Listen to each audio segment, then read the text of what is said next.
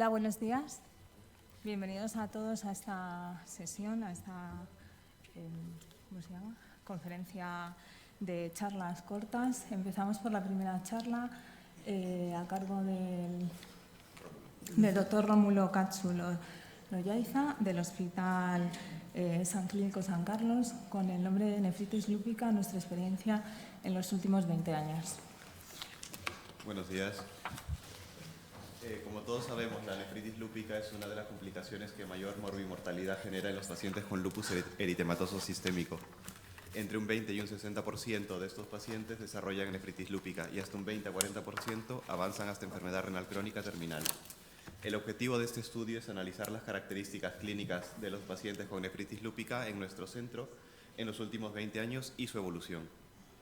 Se trata de un estudio retrospectivo unicéntrico donde hemos recogido pacientes diagnosticados de nefritis lúpica mediante biopsia renal en un periodo comprendido entre enero del 2002 y enero del 2022. Fueron un total de 38 pacientes, donde analizamos datos demográficos y analíticos. En esta primera tabla vemos las características en el momento de la biopsia renal, donde tenemos 78,9% de pacientes mujeres con una edad media de 36,6 años, 44,7% de pacientes presentaban hipertensión, con una creatinina media al momento del diagnóstico de 0,93 miligramos decilitro y 23,7% de pacientes presentaban una creatinina mayor a 1 miligramo decilitro. En cuanto a la proteinuria media era de 2,6 gramos en 24 horas y 26,3% de pacientes presentaban proteinuria en rango nefrótico. Microhematuria presentaban 47,3% y antidNA positivo 60,5%. En cuanto al diagnóstico histológico, podemos ver que las formas predominantes de nefritis lúpica son la clase 4, seguido de la clase 5 y la clase 2, compuesto de unas formas mixtas del 15,8%, con lesiones proliferativas en más de la mitad de los pacientes, y la presencia de semilunas en el 44,7%. En cuanto al tratamiento, podemos ver que la práctica mayoría de pacientes habían recibido corticoides, seguidos de micofenolato y aciatoprina en el 52,6% de pacientes. En cuanto al tratamiento antiproteinúrico con YECA-SARA2, el 89,5% de pacientes lo recibían. En esta gráfica podemos ver el seguimiento al año, a los 3 años y a los 10 años. Al año tenemos un total de 36 pacientes. El 80,5% de ellos presentaban ya enfermedad renal crónica y ningún paciente en terapia renal sustitutiva. A los 3 años tenemos 34 pacientes con 85,3% de ellos presentaban enfermedad renal crónica y ya un paciente en terapia renal sustitutiva. Y a los 10 años, 70,6% de 17 pacientes presentaban enfermedad renal crónica y 2 pacientes ya en terapia renal sustitutiva y un exitus de causa no renal. Durante todo este seguimiento hubo recaídas, en total 14. Y nuestras conclusiones son: el principal motivo para la biopsia renal fue la presencia de proteinuria, presentando pocos pacientes afectación significativa de la función depurativa en esta serie. Las clases de nefritis lúpica más frecuentes fueron la clase 4 y 5 y más de la mitad de los pacientes presentaban lesiones proliferativas. El uso de corticoides es prácticamente universal y el micofenolato se utiliza en más de la mitad de los pacientes, y el 70-85% de los pacientes presentaban enfermedad renal crónica, pero la tasa de evolución enfermedad renal crónica terminal es muy baja, del 5,2% en nuestra serie. Gracias. Muchas gracias. ¿Alguna pregunta en la sala?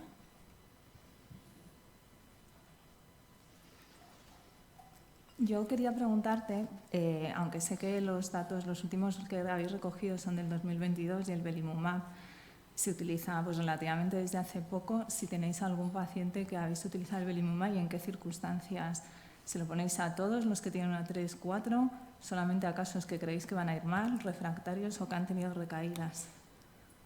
Pues en cuanto al belimumab, es que al momento de recoger la base de datos tuvimos un problema con el pasarlo al Excel y tenemos solamente estos datos, el belimumab. Poquito, ¿no? Sí. Todavía no lo habéis utilizado. Gracias. Muy bien. Bueno, la siguiente comunicación corre a cargo de la doctora Lucía Cordero del Hospital 12 de Octubre. Uso de eculizumab como tratamiento del síndrome hemolítico urémico atípico secundario. Experiencia de nuestro centro.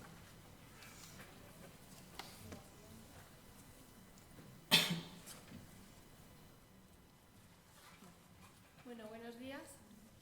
Ya en el año 2017 se publicó un estudio multicéntrico en el que se demostraba la eficacia del eculizumab en las formas secundarias de síndrome hemolítico urémico atípico en aquellos pacientes que no habían respondido bien a la corrección del agente causal. Además, el trabajo sugería que cuanto antes se iniciase el eculizumab, mejor sería el pronóstico de los pacientes. A pesar de esta evidencia, aún no está establecido el bloqueo del complemento como estrategia terapéutica en estos casos. En nuestro centro, sin embargo, sí que utilizamos el eculizumab en los casos de SUA secundario cuando los pacientes tienen datos clínicos de gravedad o bien no responden bien a la retirada del agente causal o ese agente causal no lo tenemos, sabemos que probablemente no se pueda corregir del todo. Entonces, el objetivo de este trabajo fue analizar la evolución de estos pacientes. Para ello, seleccionamos todos aquellos pacientes que habían tenido un SUA secundario y que habían sido tratados con eculizumab y analizamos las características clínicas, analíticas y histológicas a lo largo de la evolución. Descartamos a aquellos pacientes que habían tenido otro tipo de microangiopatía trombótica y a todos aquellos que, aunque parecía un SUA secundario, podían tener datos de SUA primario. Definimos como respuesta renal completa la recuperación de la respuesta renal previa, o sea, de la función renal previa, y como parcial la mejoría del 25% del filtrado, y como respuesta hematológica la desaparición de datos de anemia hemolítica microangiopática. En la tabla de la izquierda se muestran las características basales de los pacientes. Como vemos, la edad media fue de 45 años y ya antes del SUA el 50% de los pacientes presentaban enfermedad renal crónica. De este 50%, la mitad tenía un trasplante renal y 2 pacientes estaban en diálisis. Todos los pacientes presentaron datos clínicos de gravedad, hasta el 50% requirió terapia renal sustitutiva. Esta cifra se redujo a un 33% tras 15 días de tratamiento con eculizumab y al 18% tras un mes de tratamiento. El 45,8% de los pacientes requirieron transfusión de hemoderivados, 2 pacientes presentaron hipertensión arterial maligna y 5 clínica neurológica. Tras una mediana de tiempo de 26 meses y una mediana de 5 dosis de eculizumab, 11 pacientes presentaron respuesta renal completa y 4 pacientes respuesta renal parcial. Y los 9 que no presentaron respuesta renal, de esos 9 hay que destacar que 2 eran los que estaban ya en terapia renal sustitutiva previo al evento y otros 3 presentaban enfermedad renal crónica avanzada antes del SUA. El 87% de los pacientes presentaron buena respuesta hematológica y ninguno presentó complicaciones derivadas del tratamiento. En la gráfica de la derecha se muestra la evolución tanto a nivel de la función renal como de los datos hematológicos a lo largo del seguimiento, que como podemos ver en las gráficas fue bastante buena. Entonces, bueno, el tratamiento precoz con pautas cortas de eculizumab es eficaz en las formas secundarias del síndrome hemolítico urémico atípico, tanto en la mejoría de los parámetros hematológicos como en la recuperación de la función renal.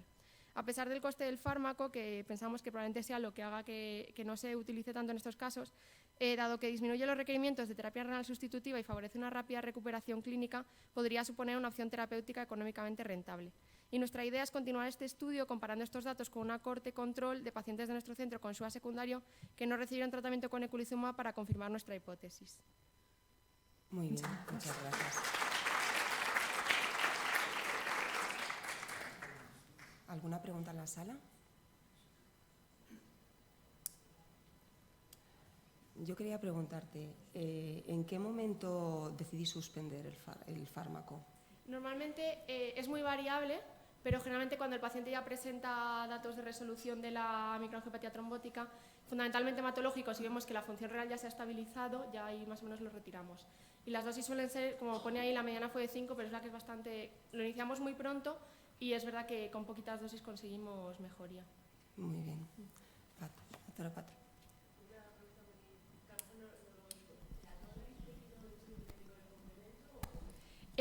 Lo tengo por aquí, no es a todos, a una mayoría se les pide y claro, los que tenían una alteración del complemento yo no los hemos metido en el trabajo porque podría ser un SUA primario, pero no a todos, no me acuerdo exactamente el porcentaje. Y entiendo que en eso seguís con el tratamiento, en principio, si tienen alteraciones genéticas no suspendéis. Bueno, claro, si las sospechas de SUA primario, normalmente sigo el tratamiento, luego ya un poco según la evolución, etc. Gracias.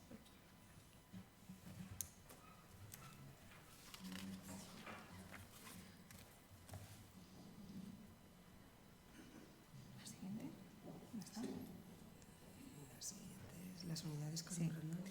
Sí. La siguiente charla se titula Unidades cardiorrenales como estrategia de manejo para mejorar los resultados en el síndrome cardiorrenal y corre a cargo de María Márquez del Hospital Puerta de Hierro de Majadahonda.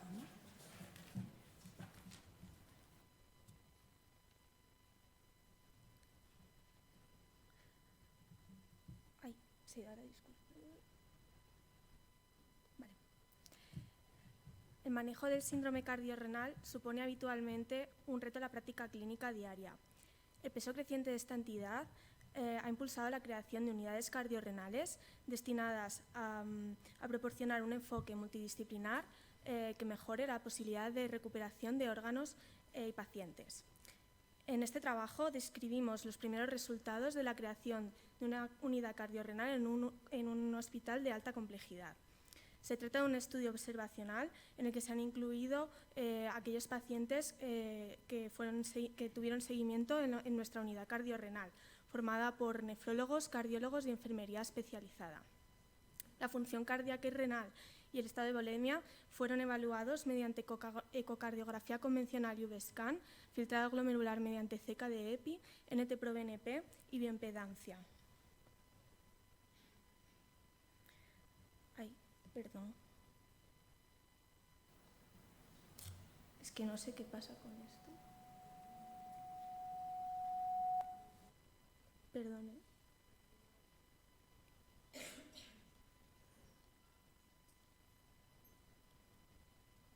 Vale, perdón. Desde febrero a diciembre de 2021 se han evaluado 79 pacientes con un tiempo medio de seguimiento de 6 meses. El 41,3% tenían fracción de eyección deprimida. La causa de insuficiencia cardíaca fue isquémica en un 23% de los casos y un 47,5% tenían hipertensión pulmonar. De la etiología de la enfermedad renal crónica, destacar que tan solo el 15% tenían... perdón. Ay. Perdón. Vale. De la etiología de la enfermedad renal crónica, destacar que tan solo el 15% podían clasificarse como síndrome cardiorrenal puro. El 50% tenían además enfermedad renal crónica y diabetes, un 20% nefrangiosclerosis y un 15% otras etiologías.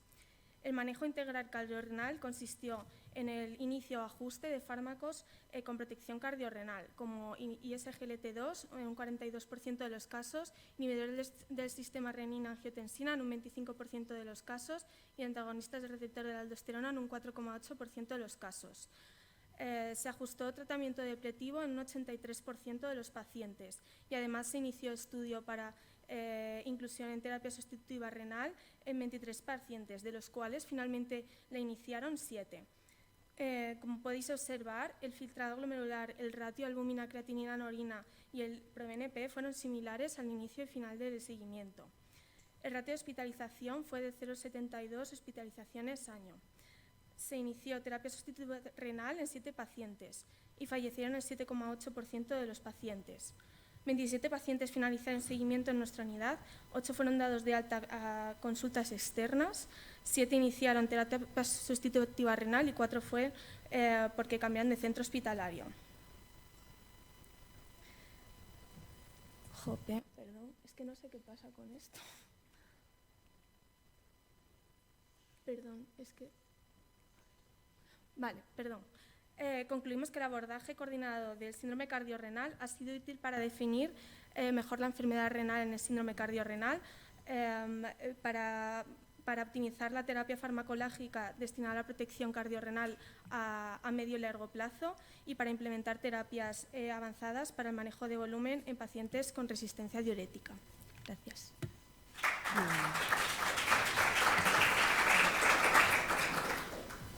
¿Alguna pregunta en la sala?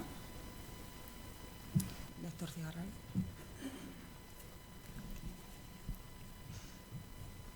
Bueno, felicitaciones por la presentación. Yo tengo 3 cuestiones que me gustaría saber.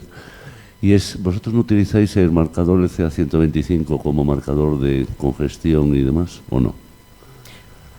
Bueno, o sea, habitualmente, o sea, sí que lo usamos en la consulta, pero en este trabajo se usa el NT-proBNP. Ya. Ah, bien. Bien. Bien. Bien. Y la segunda pregunta es, ¿los de la preservada no entran? Sí, lo que pasa es que, bueno, he puesto el porcentaje que tenían fracción de eyección deprimida, el resto son fracción de eyección preservada. Y a la tercera, ¿qué tipo de bioimpedancia usáis? El de la diálisis. El BCM. El BCM. Vale, Sí, gracias. BCM. Muchas gracias. Bueno, el siguiente trabajo corre a cargo del Hospital Ramón y Cajal, lo presenta la doctora Martín Capón, frecuencia de HLA en una cohorte de pacientes trasplantados renales con vasculitis ANCA.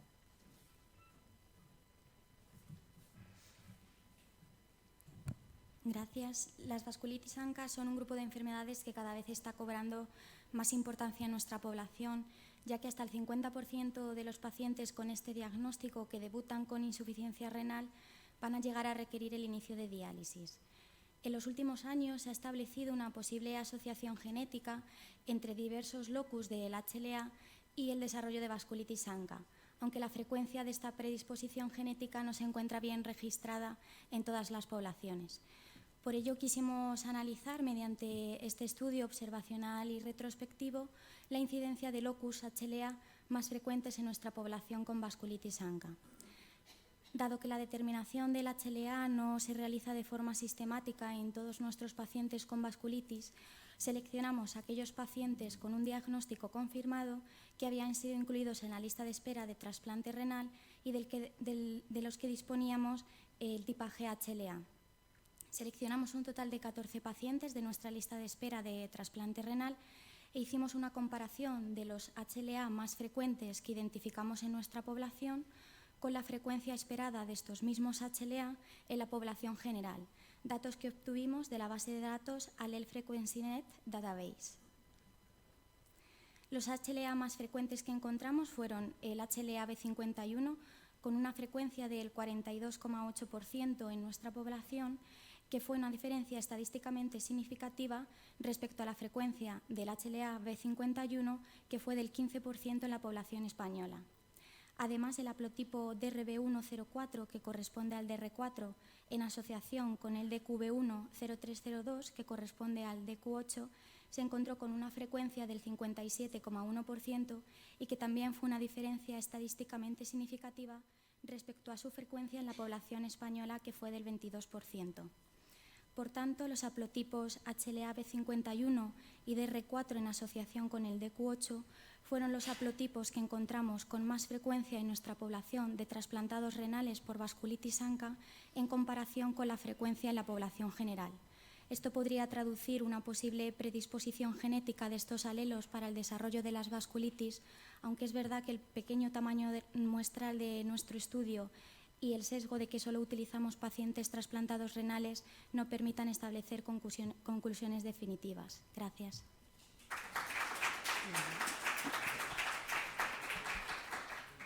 ¿Alguna pregunta en la sala?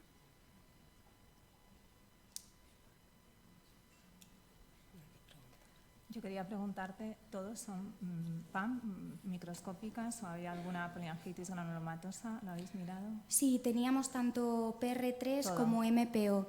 Es verdad que el porcentaje era mayor de MPO que de PR3, pero no hicimos el análisis por grupos porque al ser un tamaño muestral tan pequeño, pues no permitía... No merecía la pena, ¿no? Claro. No daba significativo, claro. Gracias. Muy bien, gracias.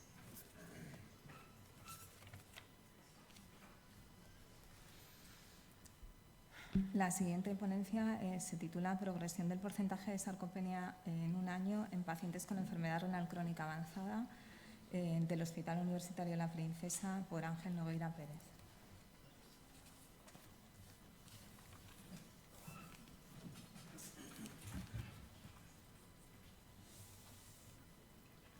Buenos días. La sarcopenia es un síndrome que se caracteriza por una disminución de la fuerza, de la masa muscular y de la capacidad funcional.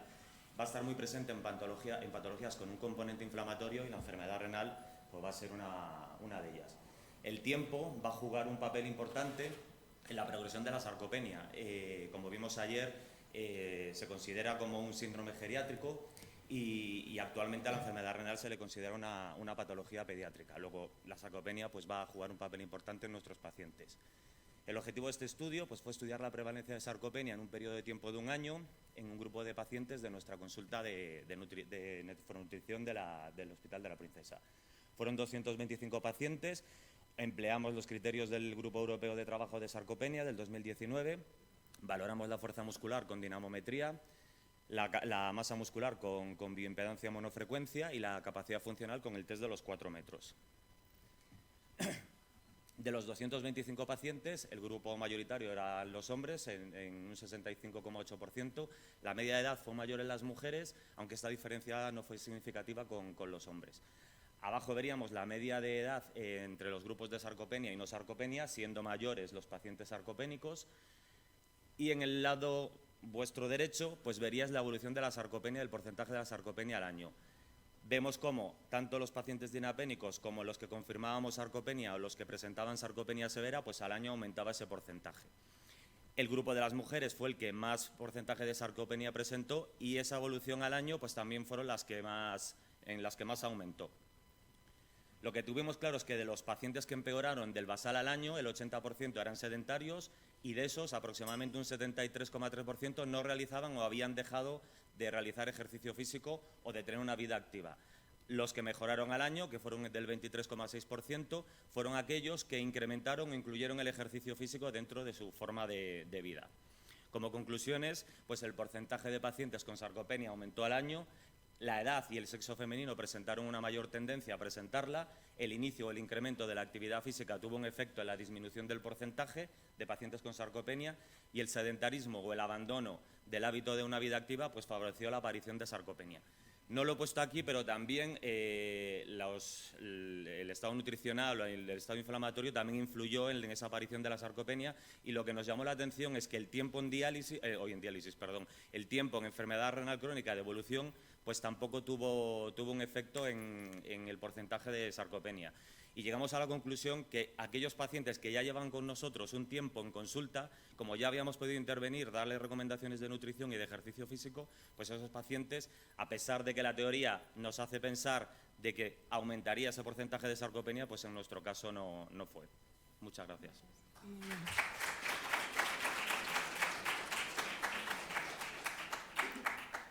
¿Alguna pregunta? Tino. Yo quería preguntarte, bueno, lo has contestado ahora un poco, ¿no? ¿Tenéis algún circuito o algún protocolo específico en estos pacientes sarcopénicos? Cada vez son más los trabajos que ponen de manifiesto la importancia del ejercicio físico en toda la población y en nuestros pacientes probablemente se beneficien más. ¿Tenéis algún circuito dentro del hospital para las recomendaciones o las facilitáis vosotros? Nosotros, por protocolo, evaluamos la capacidad funcional una vez al año. Entonces, claro, ahí es donde vemos. Yo siempre, cuando hago la valoración, tengo la valoración del año anterior. Y entonces, no tenemos un protocolo establecido de estos son los ejercicios que tiene que hacer. En función de, lo vamos recomendando. Hubo un paciente que era muy mayor, sarcopénico, se movía poco y simplemente con las 5 sentadillas del test SPPB, pues mejoró espectacularmente en un periodo muy corto. Un poquito lo que contaba Mariluz ayer, que con un poquito de ejercicio que hagan y lo recomiendas, pues puede revertir, entre comillas. Muy bien, muchas gracias.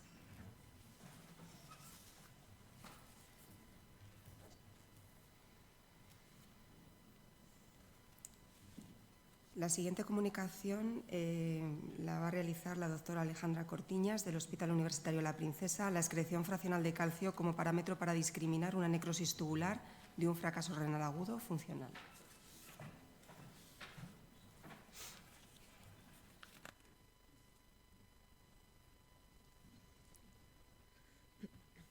Vale, hola. Bueno, dentro de las etiologías de fracaso renal agudo, todos conocemos la diferencia entre NTA y un fracaso de origen funcional y muchas veces nos apoyamos tanto en clínica como en parámetros urinarios ya conocidos por todos. El problema de estos parámetros urinarios es que pueden verse artefactados por cuestiones tan básicas como el uso de diuréticos o la presencia de enfermedad renal crónica en nuestros pacientes. Entonces, hipotetizamos sobre el uso de otra serie de marcadores urinarios o otra serie de iones no estudiados, al menos según nuestra revisión bibliográfica, como pudieran ser el calcio. Lo que hicimos fue un estudio prospectivo. Como población seleccionamos a pacientes de nuestro centro, tanto de urgencias como pacientes ingresados. seleccionando aquellos que que tuvieran ambos tipos de fracaso.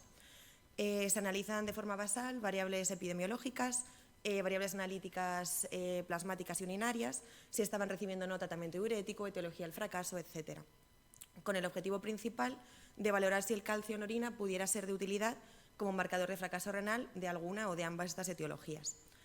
Como objetivos secundarios, queríamos comparar la excreción en funcionales versus NTA y comparar la idoneidad de este marcador o potencial idoneidad de este marcador frente a los marcadores existentes, la excreción fraccional de urea y la de sodio. Entonces, lo que hicimos fue analizar los parámetros, establecer un área bajo la curva y ver el punto de máxima sensibilidad y especificidad de esta excreción fraccional para los funcionales. Pues los resultados. Teníamos hasta el momento, que ahora hemos ampliado la base, un total de 38 pacientes, en su mayoría mujeres, casi un 65%, con una edad media de 76 años. La prevalencia de comorbilidades, pues las típicas de la población de nuestra región, la mayoría dislipémicos, un 60%, diabéticos en casi el 50% y un tercio de ellos hipertensos. En cuanto a la etiología de los fracasos renales, casi 3/4 partes eran fracasos de etiología funcional. Realizamos excreción fraccional de calcio y lo que sí que vimos es que se correlacionaban, y la correlacionamos con la excreción fraccional de sodio y de urea. ¿Qué resultados tenemos? Bueno, el punto de máxima sensibilidad y especificidad para pacientes con fracaso renal de etiología funcional era una excreción fraccional de calcio de 0,015. Aquí se englobaban 27 de los 28 pacientes que teníamos con un fracaso renal de etiología funcional. Vimos que este parámetro no se modificó con el uso de diuréticos, si bien esto no era una diferenciación significativa, por lo que con todo esto pudimos concluir que la excreción fraccional de calcio pudiera ser una herramienta adicional en el diagnóstico diferencial del fracaso renal agudo, pero dado el inicio de estudios y el poco número de pacientes, probablemente necesitemos mayores estudios con mayor tamaño muestral. Gracias.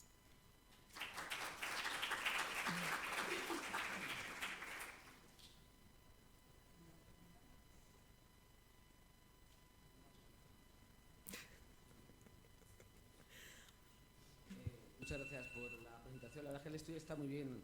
Es explorar cosas sencillas para diagnosticar cosas que igual no son tan sencillas.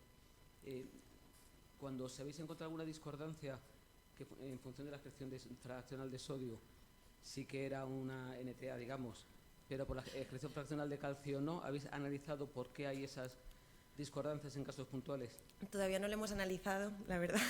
De todas formas, la idea es meter mayor número de pacientes y la diferenciación que hemos hecho de NTA y funcional sí que es cierto que ha sido muchas veces por evoluciones, pero sí que es cierto que hay algún paciente al que le hemos perdido la pista. Entonces, en ese sentido, y luego aquí no hemos metido, por ejemplo, pacientes con enfermedad renal crónica estadio 4 y 5. La idea sería meterlos también en su grupo aparte por ver qué es lo que lo puede ir modificando. Pero no, la verdad es que en ese paciente aislado todavía no tenemos ninguna conclusión. Básicamente, tenemos unos 50 y la idea es llegar por lo menos a 100. Muy bien. Muchas gracias.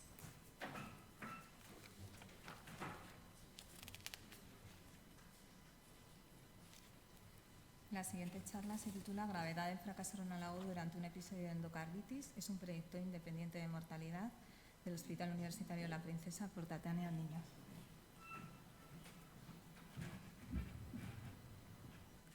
Hola, buenos días. Para comenzar tenemos que las endocarditis infecciosas pueden afectar de numerosas maneras al riñón. Sin embargo, es verdad que el impacto del fracaso renal agudo y dentro de un proceso de infección y su pronóstico no han sido estudiados a profundidad. Sin embargo, nuestro estudio tiene como objetivo establecer el poder predictivo del fracaso renal agudo en el seno de una endocarditis infecciosa.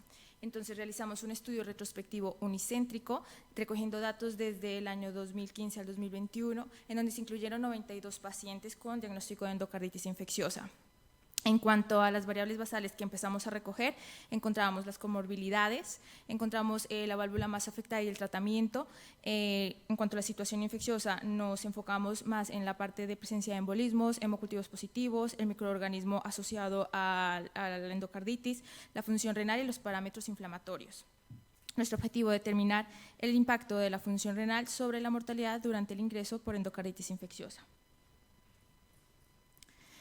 En cuanto a las características basales, observamos que el 66% eran varones, con una edad media en torno a los 74 años, y prácticamente la mitad de los pacientes se encontraban con enfermedad renal crónica basal, con un filtrado glomerular de 62 mililitros minuto. También asociado pues, otras comorbilidades muy frecuentes en los pacientes en nuestra área de salud. En cuanto al estadio de la enfermedad renal crónica, observamos que el 55% se encontraban en estadios iniciales, estadio 1-2, seguidos por un 34% en el estadio 3.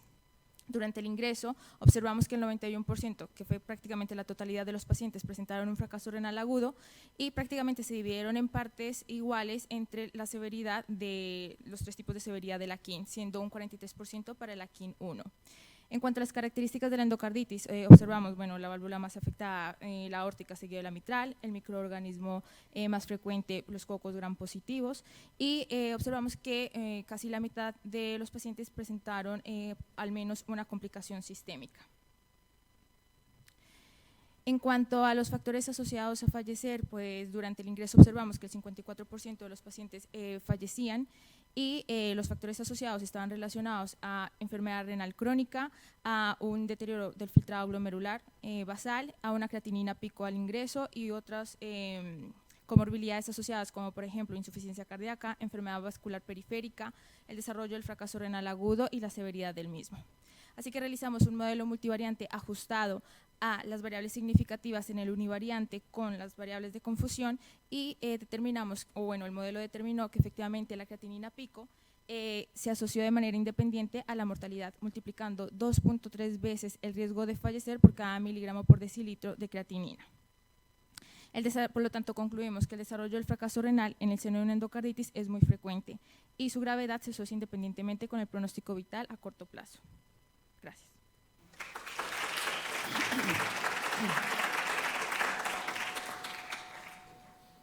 Muy bien. ¿Alguna pregunta en la sala?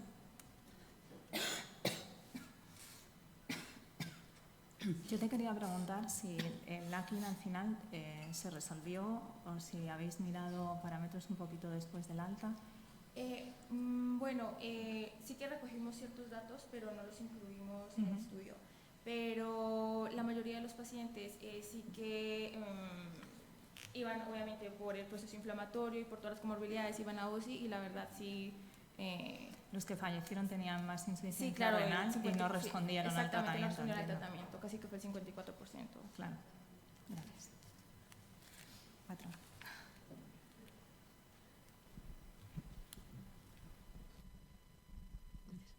Últimamente lo que se ha visto en el fracaso renal agudo es que más que la creatinina máxima, lo que influye en la evolución posterior es el tiempo de recuperación y el modelo de recuperación de la función renal. ¿Habéis medido cuánto tardaban en recuperar en días? No lo incluimos. Sí, lo tenemos para una próxima revisión. Sí lo tenemos pensado, pero no lo metimos en este estudio. Muy bien. Pues muchas gracias. Bueno, a continuación,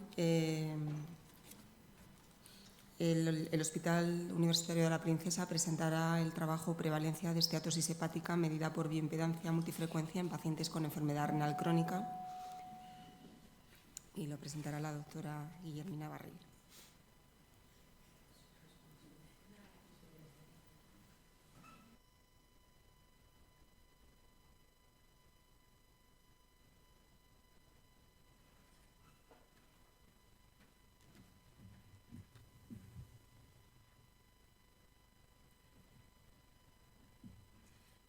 Buenos días. El aumento de grasa visceral es uno de los factores que van a contribuir al aumento de riesgo cardiovascular asociado a la enfermedad renal crónica. Existen pocos datos sobre la prevalencia de esteatosis en enfermedad renal crónica y prácticamente ninguno diagnosticados a través de bioimpedancia. El objetivo de este estudio fue el determinar la prevalencia de esteatosis mediante bioimpedancia multifrecuencia y correlacionarlo con su presencia en pacientes que ya tenían ecografía previa o TAC con enfermedad renal crónica y hemodiálisis.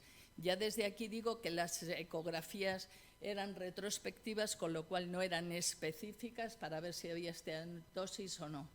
Realizamos el estudio en 315 pacientes a través de un estudio de composición corporal con vía multifrecuencia, Bioscan Tucci 8, que nos da en el nuevo software la posibilidad de determinar hígado sano, esteatosis media, moderadamente alta y alta.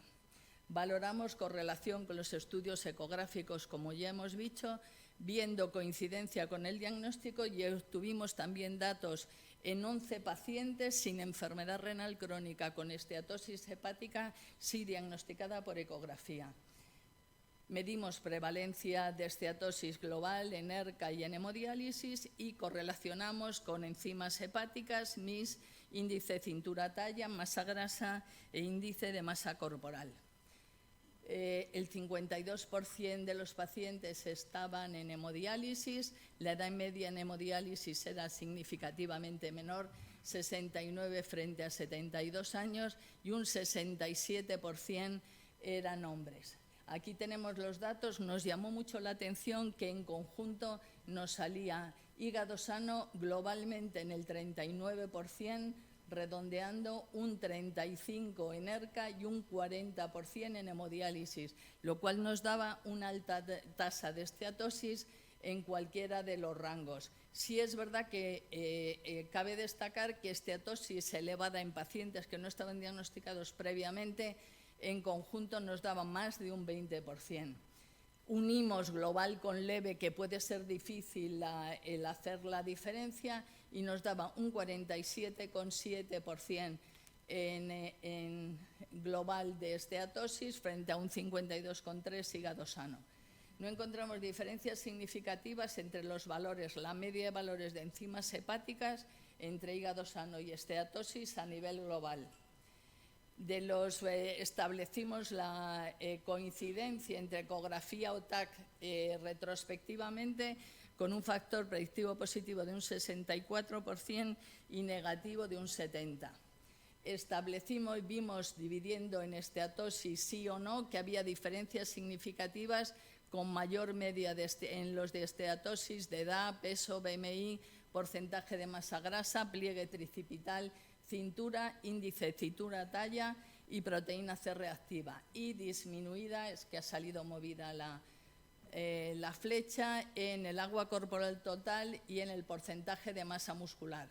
Establecimos curva ROC para 3 parámetros diferentes: el índice de masa corporal, el índice de cintura-talla, y establecimos con otra bioimpedancia que mide área de grasa visceral, y obtuvimos los puntos de corte con buena sensibilidad. Nos quedamos con el índice de cintura-talla, puesto que es una medida totalmente directa y que no va a depender del agua total corporal, y nos daba una sensibilidad de un 80% y una especificidad de un 72%.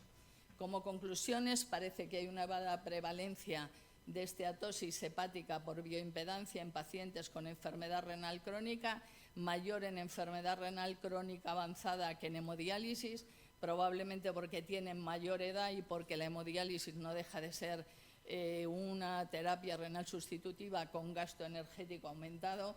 Existe buena correlación con eco para hígado sano, y existen parámetros como el índice de cintura-talla, el BMI, el porcentaje de masa grasa, que correlacionaban bien como discriminativo con hígado sano, y lógicamente se necesitan estudios específicos con ecografía para ver si hay o no finos de esteatosis, para validar el diagnóstico por bioimpedancia.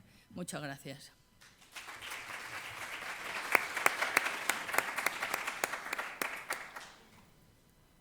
¿Alguna pregunta? Lo que quieras, ¿no?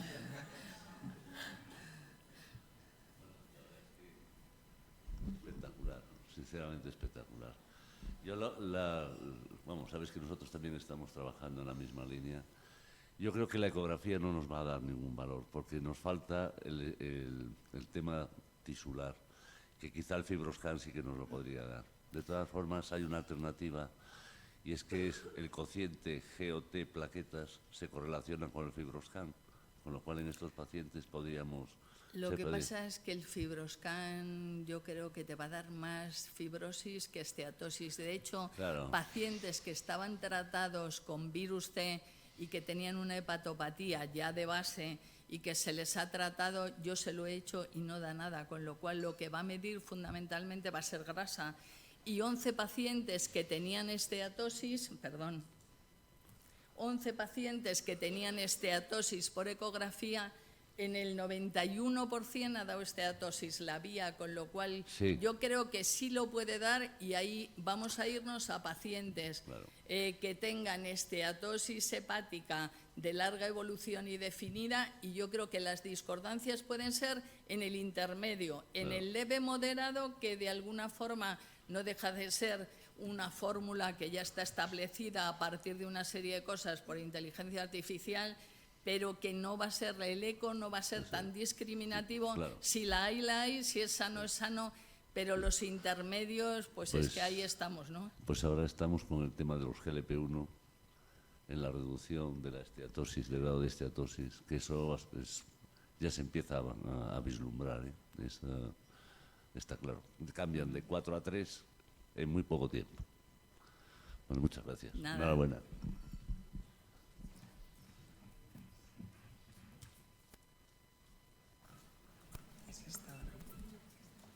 ¿Cómo debería, no? ¿Está, no? Sí. Pasamos ahora a cómo debería ser la inmunosupresión en el trasplante renal de donante vivo HLA idéntico emparentado. Experiencia en un centro del Hospital Universitario 12 de Octubre por Paul Hernández Velasco.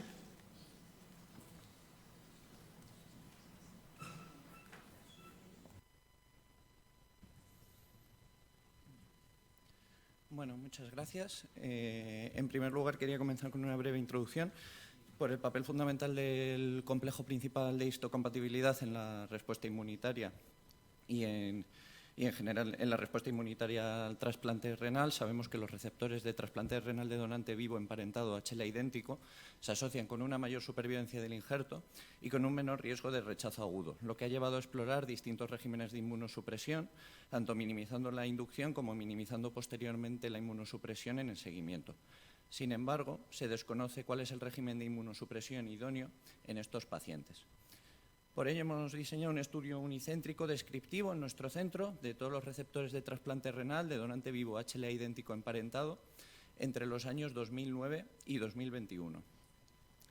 Con ello planteamos como principales objetivos describir la inmunosupresión en nuestra población, evaluar la función renal a lo largo del seguimiento de estos pacientes y valorar la incidencia de rechazo en esta población.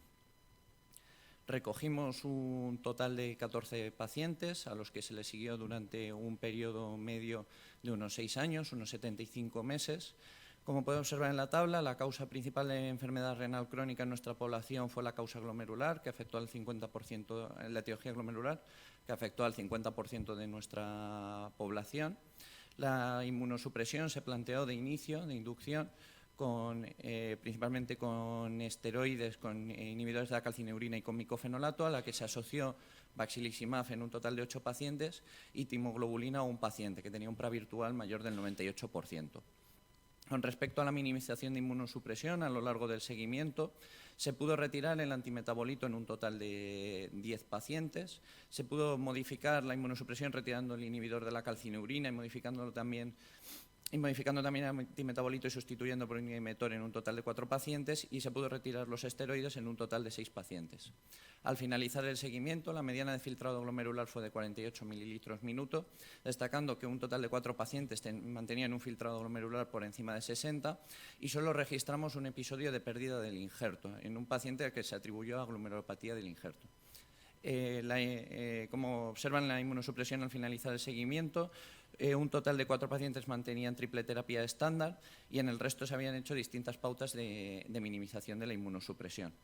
Los eventos adversos que quedaron registrados en asociación con la inmunosupresión fueron poco frecuentes, como se observa al final de la tabla, registrándose solo un exitus de una causa no renal.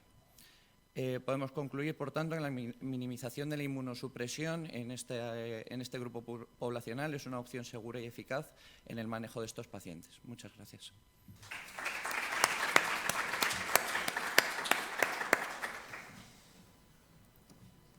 ¿Alguna pregunta en la sala? Yo quería preguntar, ¿hay alguien? No.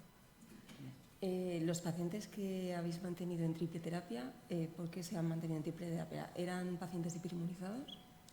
En los dos casos que teníamos hiperinmunizados sí que fueron los que se mantuvieron en triple terapia. Sí. Muy bien, pues muchas gracias.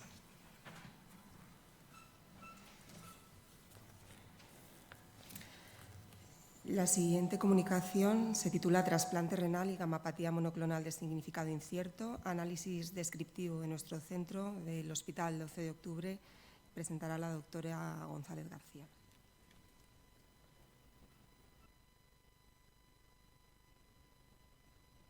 Buenos días. La gamapatía monoclonal de significado incierto es una entidad premaligna prevalente en la población general y también los trasplantados de órgano sólido.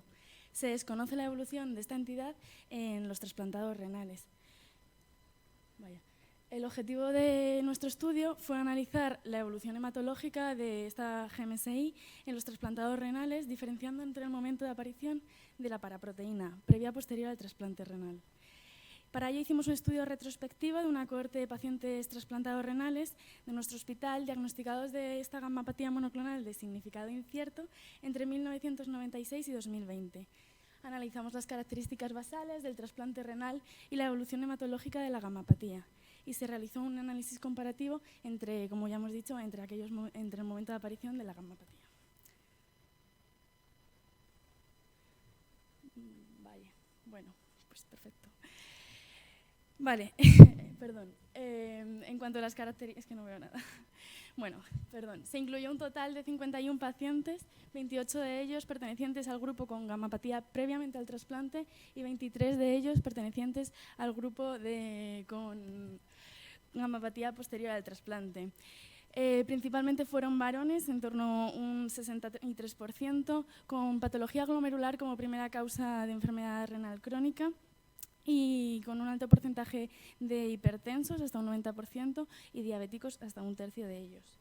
En cuanto a las características del trasplante renal, fue significativamente mayor la edad al trasplante en aquellos que tenían una gamapatía previamente al trasplante. Y además en este grupo se recibió mayor inducción tanto con timoglobulina como con basilizumab. No hubo diferencias significativas entre ambos grupos en la incidencia de rechazo, ni de infección, ni de neoplasia. Sí que se objetivó una mayor pérdida del injerto en aquellos que tenían gamapatía post-trasplante, también asociado a un mayor tiempo de seguimiento con respecto a aquellos que tenían gamapatía previamente al trasplante. La paraproteína más frecuentemente identificada fue IgG, con las cadenas ligeras lambda, con unas concentraciones discretas de paraproteínas en torno a 0,4 gramos de decilitro. Se identificó afectación por la paraproteína en 4 pacientes, uno de ellos diagnosticado como gamapatía monoclonal de significado renal al no cumplir criterios de mieloma en la biopsia de médula ósea. La evolución, nuestros resultados predijeron que se mantuvo estable estas gamapatías en torno a un 45% de los pacientes, con una desaparición de estas paraproteínas en un 27% de ellos y con progresión de la enfermedad en un 23%, sin encontrar diferencias significativas entre el momento de aparición de la gamapatía. Por tanto, nuestras conclusiones serían que no se han identificado diferencias que condicionen la evolución de esta enfermedad hematológica en función del momento de aparición de la gamapatía, que la tasa de pérdidas del injerto fue superior en el grupo post-trasplante debido a este tiempo de seguimiento más largo y una única pérdida del injerto fue consecuencia directa de la enfermedad hematológica, que el seguimiento de la gamapatía es fundamental en estos trasplantados porque hasta un 20% de nuestra serie progresaron y que pese a que la tasa de gamapatía monoclonal de significado renal fue baja en nuestro grupo, dada la evidencia, es una condición que también debemos de sospechar en el trasplante renal.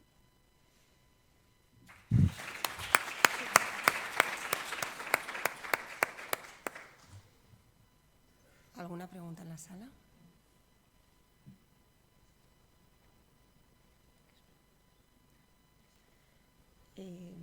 ¿Crees que una parte de estas gamapatías monoclonales de significado incierto, quizá el significado no es tan incierto? ¿Crees que puede estar infradiagnosticado porque hay una alta prevalencia, ¿no?, de enfermedad glomerular? Sí, totalmente. De hecho, yo creo que sobre todo aquellos que tienen una afectación previa al trasplante, a lo mejor había bastante infradiagnóstico en el momento que recogemos la base, que es de bastante tiempo de evolución. Sí, sobre todo que esto, bueno, pues es una cosa más que hemos convencido a los hematólogos más recientemente, ¿no? Muy bien, muchas gracias.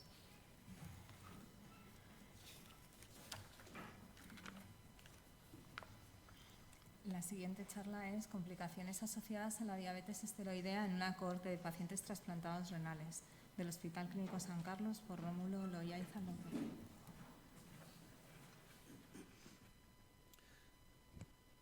Buenos días.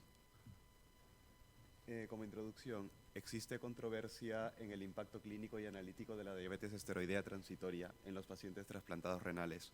Los objetivos de nuestro estudio son describir la evolución de los pacientes trasplantados renales que desarrollan diabetes esteroidea de acuerdo a la duración del tratamiento antidiabético y evaluar el impacto a medio plazo en términos de complicaciones cardiovasculares y supervivencia del injerto y del paciente.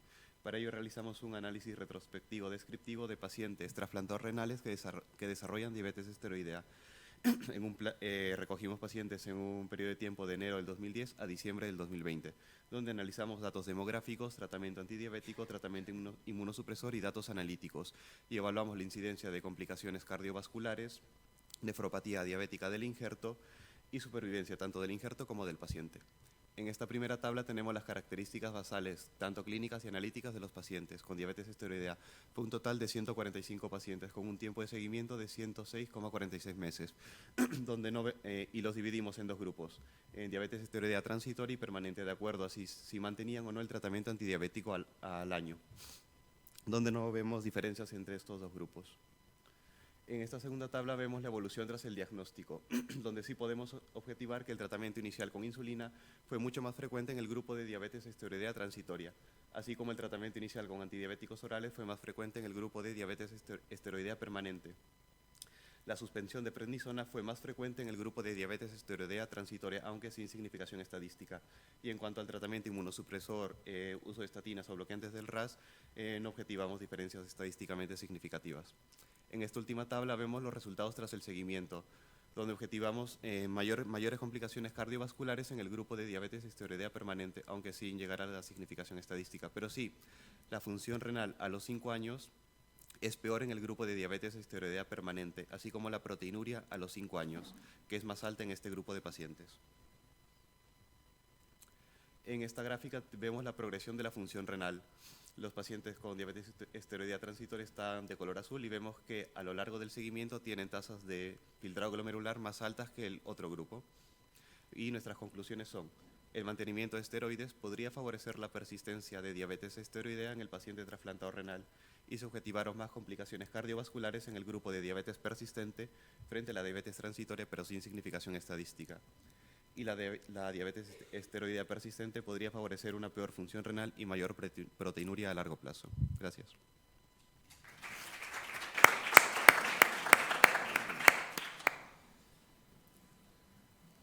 ¿Alguna pregunta, comentario?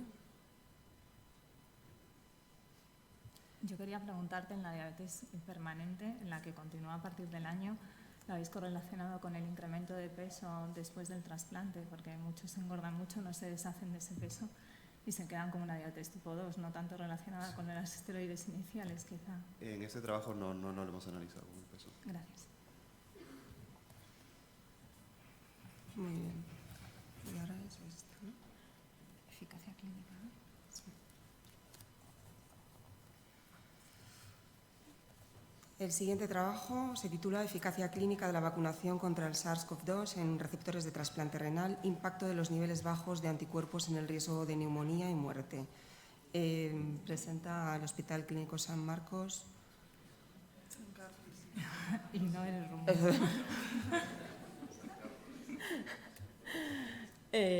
La doctora Sofía.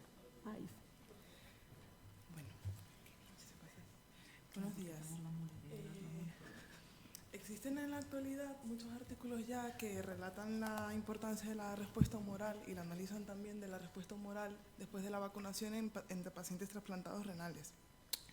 Pero muy pocos realmente analizan esta relación que hay entre tener respuesta humoral post-vacunación y desarrollar eventos adversos por el COVID. Entonces, nos planteamos como objetivo evaluar el impacto clínico del título de estos anticuerpos determinados tras la vacunación frente a SARS-CoV-2 en los pacientes trasplantados renales de nuestro centro, y para ello hicimos un análisis retrospectivo de cohortes con 186 pacientes trasplantados en seguimiento de nuestra unidad que contrajeron la infección COVID confirmada con PCR positiva en el periodo comprendido entre marzo del 2020 y marzo del 2022.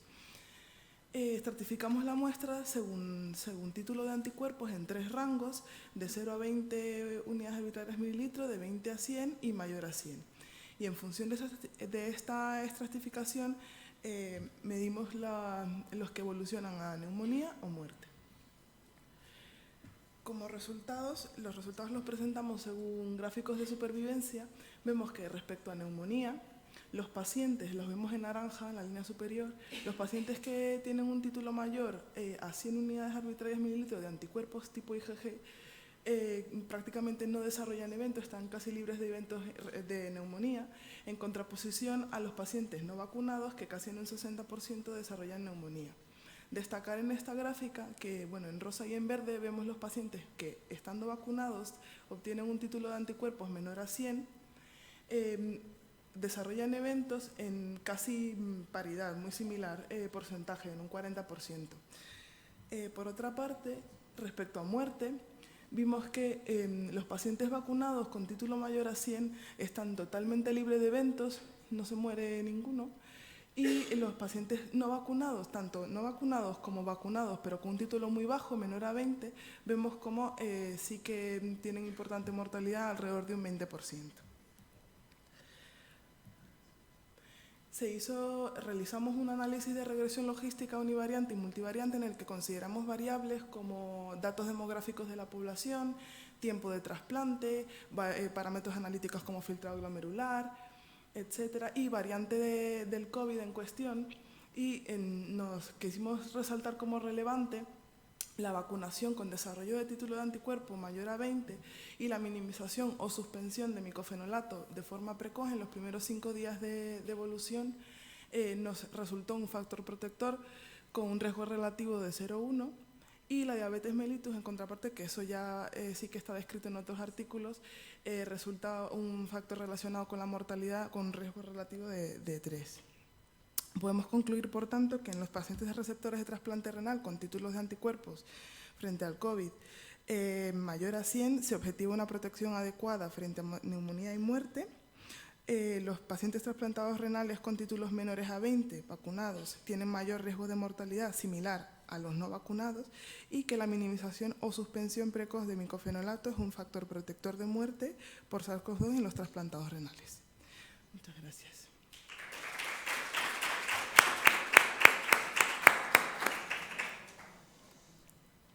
¿Alguna pregunta? Sí.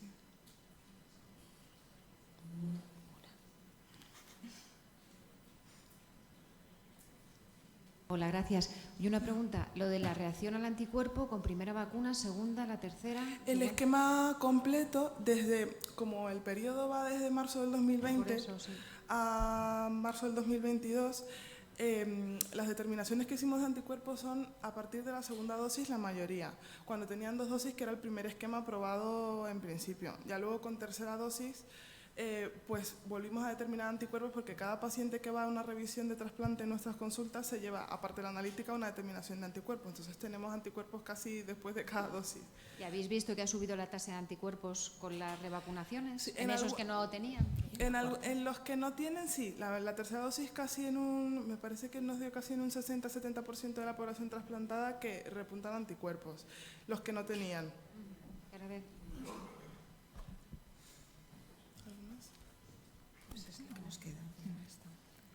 Muy bien, muchísimas gracias. Hemos cambiado un poquito el orden de las presentaciones porque la doctora Melero no ha podido acudir, pero ha mandado la presentación. y se va a emitir ahora un vídeo con su presentación, que es un estudio piloto sobre el efecto beneficioso de la rasburicasa en la prevención del fracaso renal agudo en pacientes con síndrome cardiorrenal.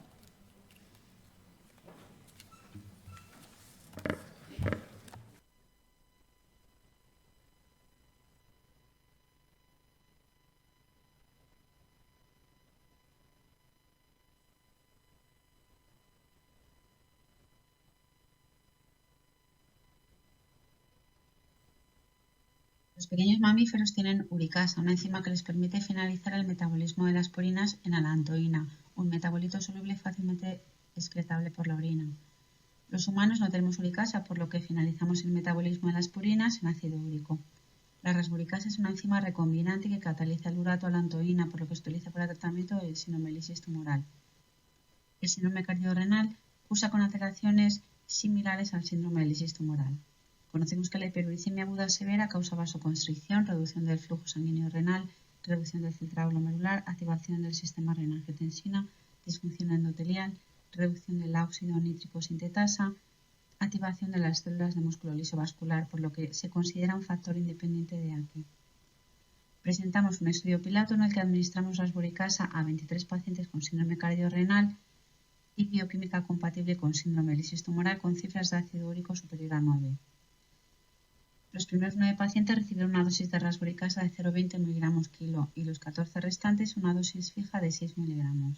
Evaluamos el efecto de la rasburicasa sobre la función renal y la necesidad de terapia renal sustitutiva. Nuestra corte tiene 23 pacientes, 14 varones y 9 mujeres. 87% eran hipertensos y el 69,5% tenían un inhibidor del sistema renina-angiotensina. El 35% eran diabéticos. La cifra de creatinina media al ingreso era de 1,5 y la creatinina media máxima de 3,41, con un ácido úrico medio de 14,1. El 95% estaba recibiendo dosis elevadas de diuréticos, con un 60% necesitaban asociación de varios diuréticos. Tenían una FEBI media del 40%, presión sistólica arterial pulmonar de 44, TAPSE de 18 y NT-proBNP de 20.000. 3 pacientes requirieron tratamiento renal sustitutivo durante 5, 10 y 48 horas. La creatinina media a las 48-72 horas de la administración de la rasburicasa fue de 2,2 y el ácido úrico indetectable en el 100% de los pacientes a las 24 horas de la administración. El NT-proBNP tuvo una reducción de 26.000 a 8.000 en el momento del alta. De los 3 pacientes que requirieron tratamiento renal sustitutivo, todos suspendieron la terapia de sustitución por mejoría clínica y de función renal. Un paciente falleció habiendo recuperado la función renal. Además de la mejoría en las cifras de creatinina, lo más llamativo fue el aumento en el ritmo de la diuresis, de manera que se pudieron retirar las 3 terapias sustitutivas y en los pacientes que tenían diuréticos reducir la dosis e incluso suspenderlos. Los pacientes que requirieron tratamiento renal sustitutivo tenían cifras de ácido úrico significativamente más elevadas que los que no lo requirieron. Por tanto, concluimos que la administración de rasburicasa puede prevenir el fracaso renal agudo establecido en pacientes con síndrome cardiorrenal e hiperuricemia y que el tratamiento precoz evitando la hiperuricemia severa pudiera disminuir la necesidad de terapia renal sustitutiva. Gracias.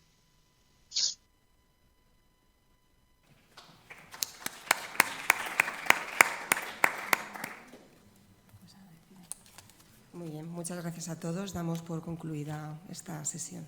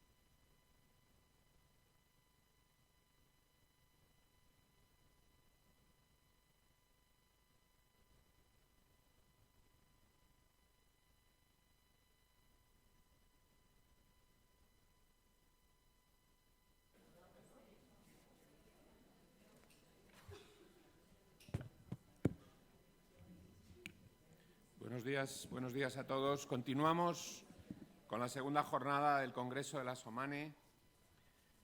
Gracias a los organizadores. Mi nombre es Julio Pascual, trabajo en el Hospital 12 de Octubre y es un placer para mí presentar a nuestra ponente hoy, que es Elisabeth Coll. Ella es la responsable del área médica de la Organización Nacional de Trasplante, de formación original epidemióloga, medicina preventiva y salud pública.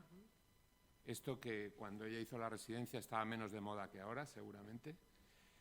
Y ella nos va a hablar de datos. Necesitamos registrar lo que hacemos con calidad, necesitamos proteger los datos que generamos, que es una fuente sin duda inagotable y que marcará la propia asistencia de los próximos años. Ella es una experta en esto y desde la ONT lidera, con todo el equipo que allí trabaja, iniciativas para conseguir tener datos que nos sirvan, datos fiables, que dejemos de envidiar a otras realidades nacionales, los norteamericanos o algunos europeos, que tienen registros fiables, potentes, profundos, desde hace muchos años, y que consigamos eso en nuestro país. Y el foro de la Sociedad Madrileña de Nefrología es un foro perfecto para que desde aquí podamos mejorar lo que ya hacemos en Madrid, que sin duda tiene camino de mejora. Así que, Elisabeth, gracias por estar aquí y adelante. Muchas gracias, Julio. Se me escucha bien, ¿verdad? Bueno, muchísimas gracias a los organizadores de esta reunión, gracias a la doctora Márquez por invitarme. Y lo primero que quiero deciros es que, yo soy muy directa hablando. Cuando se habla de los registros de la ONT, siempre hay como un cierto rechazo y se ve como una especie de registro administrativo, que lo he oído un montón de veces. Es que eso es un registro administrativo. No, señores. O sea, aquí los registros son sistemas de información que lo que están es al servicio de los profesionales como vosotros. O sea, yo no tengo ninguna intención ni en la ONT ni de guardar unos datos en el bolsillo para controlar algo en absoluto. Entonces, lo que yo voy a intentar mostraros en esta pequeña charla son todos los sistemas en los que estamos trabajando un montón, sistemas de información relacionados con la donación y el trasplante y con los enfermos renales, para que veáis lo que hay y que está a vuestra disposición y que nos gustaría que lo conocierais y confiarais en estos sistemas. Estos son de los pocos números que voy a poner. Esta es la evolución del trasplante renal, que todos estos datos evidentemente salen del Sistema Nacional de Donación y Trasplante, que ya para que os vaya sonando se llama CORE. Se registran todos los donantes, todos los trasplantes, la lista de espera, se hace la trazabilidad de los órganos y todas estas diapositivas que siempre veis de los números de donantes, del número de trasplantes, salen de ahí, salen de un sistema de información fiable, robusto, seguro. El tema de la protección de datos ya sabéis que es importantísima estos días. Bueno, he puesto solo los de este siglo, ¿de acuerdo? Empezamos en el año 2000, 1630, y la cosa iba en aumento, hasta que llegó nuestro queridísimo amigo el coronavirus, que conocéis seguro más en profundidad que yo, que ahí hubo un descenso. En azul, la barra azul, que llega en realidad hasta abajo, son los trasplantes renales en España. El cuadradito en blanco bordeado de rojo abajo son los que se realizan en Madrid. Veis que a principios de siglo el 20% de los trasplantes renales se hacían en Madrid y ha ido descendiendo ese porcentaje porque los trasplantes han seguido en Madrid una evolución muy estable. Es decir, antes de toda España el 20% se hacían en Madrid, ahora el 13%. Aunque es verdad, es cierto que en los años del COVID 2021 han mantenido la actividad, hombre, ha bajado también un poquito, pero bueno, que con la que estaba cayendo, que enhorabuena a todos los equipos de coordinación que consiguen los donantes y a los equipos trasplantadores que siguen adelante ofreciendo la posibilidad del trasplante en unos tiempos tan difíciles, dificilísimos, como los que nos ha tocado vivir. Y aquí, bueno, esto ya lo sabéis todo, esto es una diapositiva que sale del Registro Español de Enfermos Renales, en la que se ve el porcentaje, bueno, la mortalidad según el tratamiento renal sustitutivo por grupos de edad. Y ya lo sabéis todos mejor que yo, que el trasplante es el que tiene la menor mortalidad en todos los grupos de edad. Lógico, por lo tanto, que cada vez se realicen más trasplantes y que cada vez pues, la sociedad nefrológica confíe más en ellos como una buena terapia para aquellos pacientes en los que ya la solución es muy difícil, que puedan continuar con una vida normal o que ya el fallecimiento sea más inminente. Pero la actividad médica excelente es una tríada en 3 pilares fundamentales. Por una parte la asistencia, por una parte la docencia Y en tercer punto, la investigación. Bueno, yo creo que la asistencia en España, y gracias a todos vosotros y al sistema de salud que tenemos, que yo creo que podemos sentirnos muy afortunados, con sus fallos, que es mejorable, seguro, pero desde luego yo creo que debemos estar orgullosos de ello. La asistencia está cubierta y, de hecho, ocupa la gran mayoría de vuestro tiempo. También hay una parte importante de docencia, que en nuestro país yo creo que está también dignamente organizada, todo el sistema de residencia, hay muchos cursos, hay congresos, hay reuniones. O sea, yo creo que esa parte está bastante bien cubierta y está la parte de investigación. Que bueno, estas reuniones, me han encantado las presentaciones de antes, digo, mira, la gente investiga, la gente tiene iniciativa, pero es cierto que con la actividad de trasplante que tenemos en nuestro país, la visibilidad internacional de los resultados del trasplante son menores a lo que nos correspondería por la experiencia que tenemos. Pues lo que decía Julio antes, estamos hartos de ver si el registro, no sé cuánto es el registro de no sé qué. Y de los datos españoles, puramente, hay equipos potentes de investigación, pero más a nivel centro, incluso, que un registro nacional potente con el que ir. Vamos a ver que tenemos más experiencia que prácticamente nadie. Es una auténtica lástima que tengamos que seguir buscando referencias en series internacionales, cuando aquí podríamos tener, y encima más adecuado a nuestra realidad, unos indicadores propios. Yo entiendo que en un hospital, desde luego, se pueden hacer estudios mucho más detallados, que ensayos clínicos pueden ser mucho más detallados, puntuales, que los registros nacionales o los sistemas de información nacionales tienen que mantenerse en el tiempo y tienen que alimentarse por mucha gente y tienen que tener un set de datos básicos mínimos, pero por lo menos los indicadores principales de supervivencia del paciente, del injerto, los principales resultados de rechazo, eso deberíamos tener unos valores indicativos a nivel nacional y que pudiéramos contar al resto del mundo. Y además eso sirviera como base para hacer estudios más profundos, pero sin tener que volver a duplicar toda la información que ya está recogida en ese tipo de sistemas de información. ¿Qué problemas tenemos para favorecer la investigación en nuestro país? Bajo mi punto de vista, esto es una opinión personal, que conste. La sobrecarga asistencial. Vamos a ver, es muy difícil que en los hospitales se reserve tiempo para la investigación y para el estudio dentro del horario laboral normal. Yo hice la residencia en el Clínico en Madrid y yo estaba en la unidad de investigación, la residencia preventiva y salud pública, y los que investigaban venían por las tardes fuera de su horario laboral a la unidad de investigación.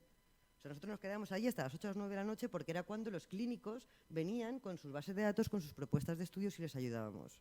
Y esto no debería ser así.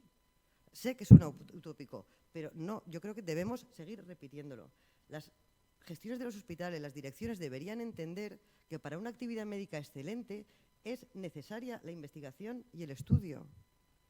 Y yo no digo el 30%, media mañana a la semana, un par de horas a la semana.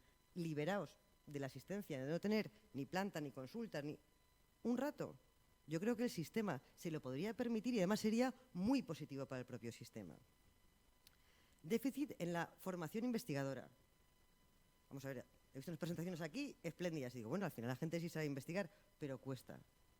Vamos a ver, la mayoría de las veces cuando venían clínicos no sabían ni por dónde empezar, no sabían plantearse bien un proyecto de investigación y menos realizar un análisis en profundidad como metodológicamente sería. Pero bueno, en los hospitales suele haber unidades de investigación en las que os podéis apoyar. Estructuras para la investigación. Aquí lo que yo quiero abogar es porque confiéis en los sistemas de información existentes. Es muy difícil montarse una base de datos que sea segura, que sea fiable, que sea sostenible en el tiempo, que se haya recogido bien para analizar los datos. Y aquí es donde yo os quiero contar el Registro Nacional de Donación y Trasplante. A mí me gusta más llamarlo sistema de información, porque el registro es como un acúmulo de datos sin ton ni son. Y los sistemas de información nacional estamos intentando que sea una cosa proactiva, que los profesionales puedan acceder directamente a ellos y se puedan incluso exportar sus datos y sirvan incluso para mostrar información en donación y trasplante, las ofertas se hagan directamente desde allí y con esa información, un sistema de información, que no suene a un repositorio de datos. ¿De acuerdo? Está claro que cuanto más estudiemos, mejor lo haremos. ¿Qué sistemas de información en donación y trasplante hay ahora mismo en nuestro país? Mira, fijaros, hay 185 hospitales autorizados para la donación, que se extraen órganos. ¿De acuerdo? Es muy probable que en cada uno de ellos tengan una basecita, que sea un Excel o un Access o un yo qué sé, con sus donantes, con su edad, su no sé cuánto, no sé qué.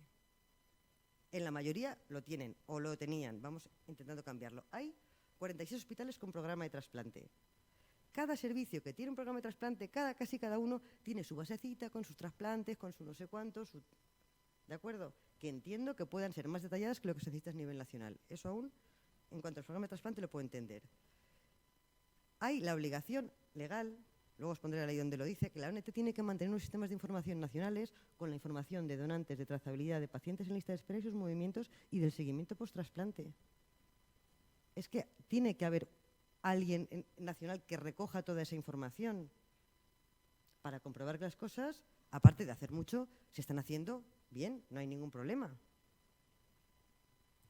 Además, ya sabéis que todo esto está organizado en coordinaciones autonómicas. Hay 17, algunas con sistemas de información propios, con lo cual el hospital se lo tiene que dar a la comunidad autónoma, se lo tiene que dar a la ONT y además hay registros paralelos de diferentes sociedades científicas.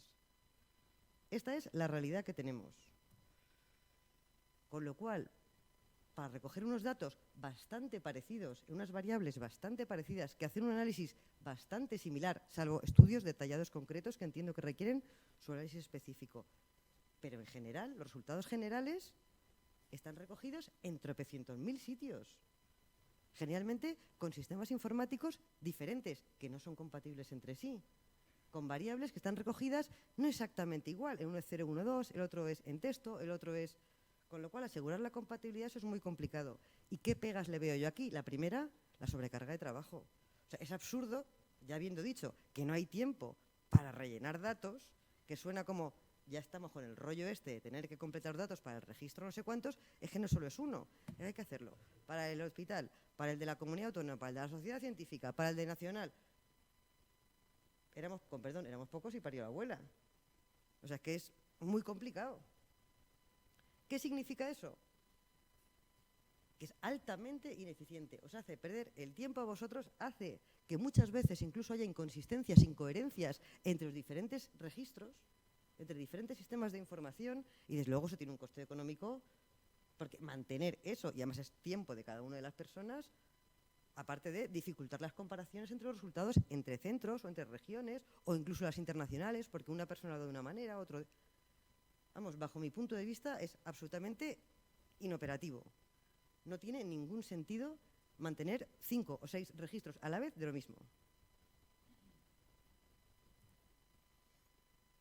Ahí es donde viene la legislación. Este es el Real Decreto, el 1723 del 2012, que es la legislación que opera en la donación y el trasplante, en el que queda establecido que es función de la ONT desarrollar y mantener un sistema que no impide que hayan registros hospitalarios, autonómicos, y que ese registro nacional se pueda alimentar desde el hospital directamente, desde el autonómico, desde donde sea. Y puede haber, pero sí estamos obligados a tener un registro nacional que diga dónde están los pacientes en lista de espera, cuándo se trasplantan, de quién se trasplantan, relacionado con un sistema de gestión de reacciones y eventos adversos para asegurar la seguridad de esos pacientes y también un registro de seguimiento de donante vivo. También está en la legislación. Es verdad que desde hace muchos años ya existen esos registros, esos sistemas a nivel nacional. Lo que pasa que es cierto que hace 20 años, o un poco menos, eran independientes.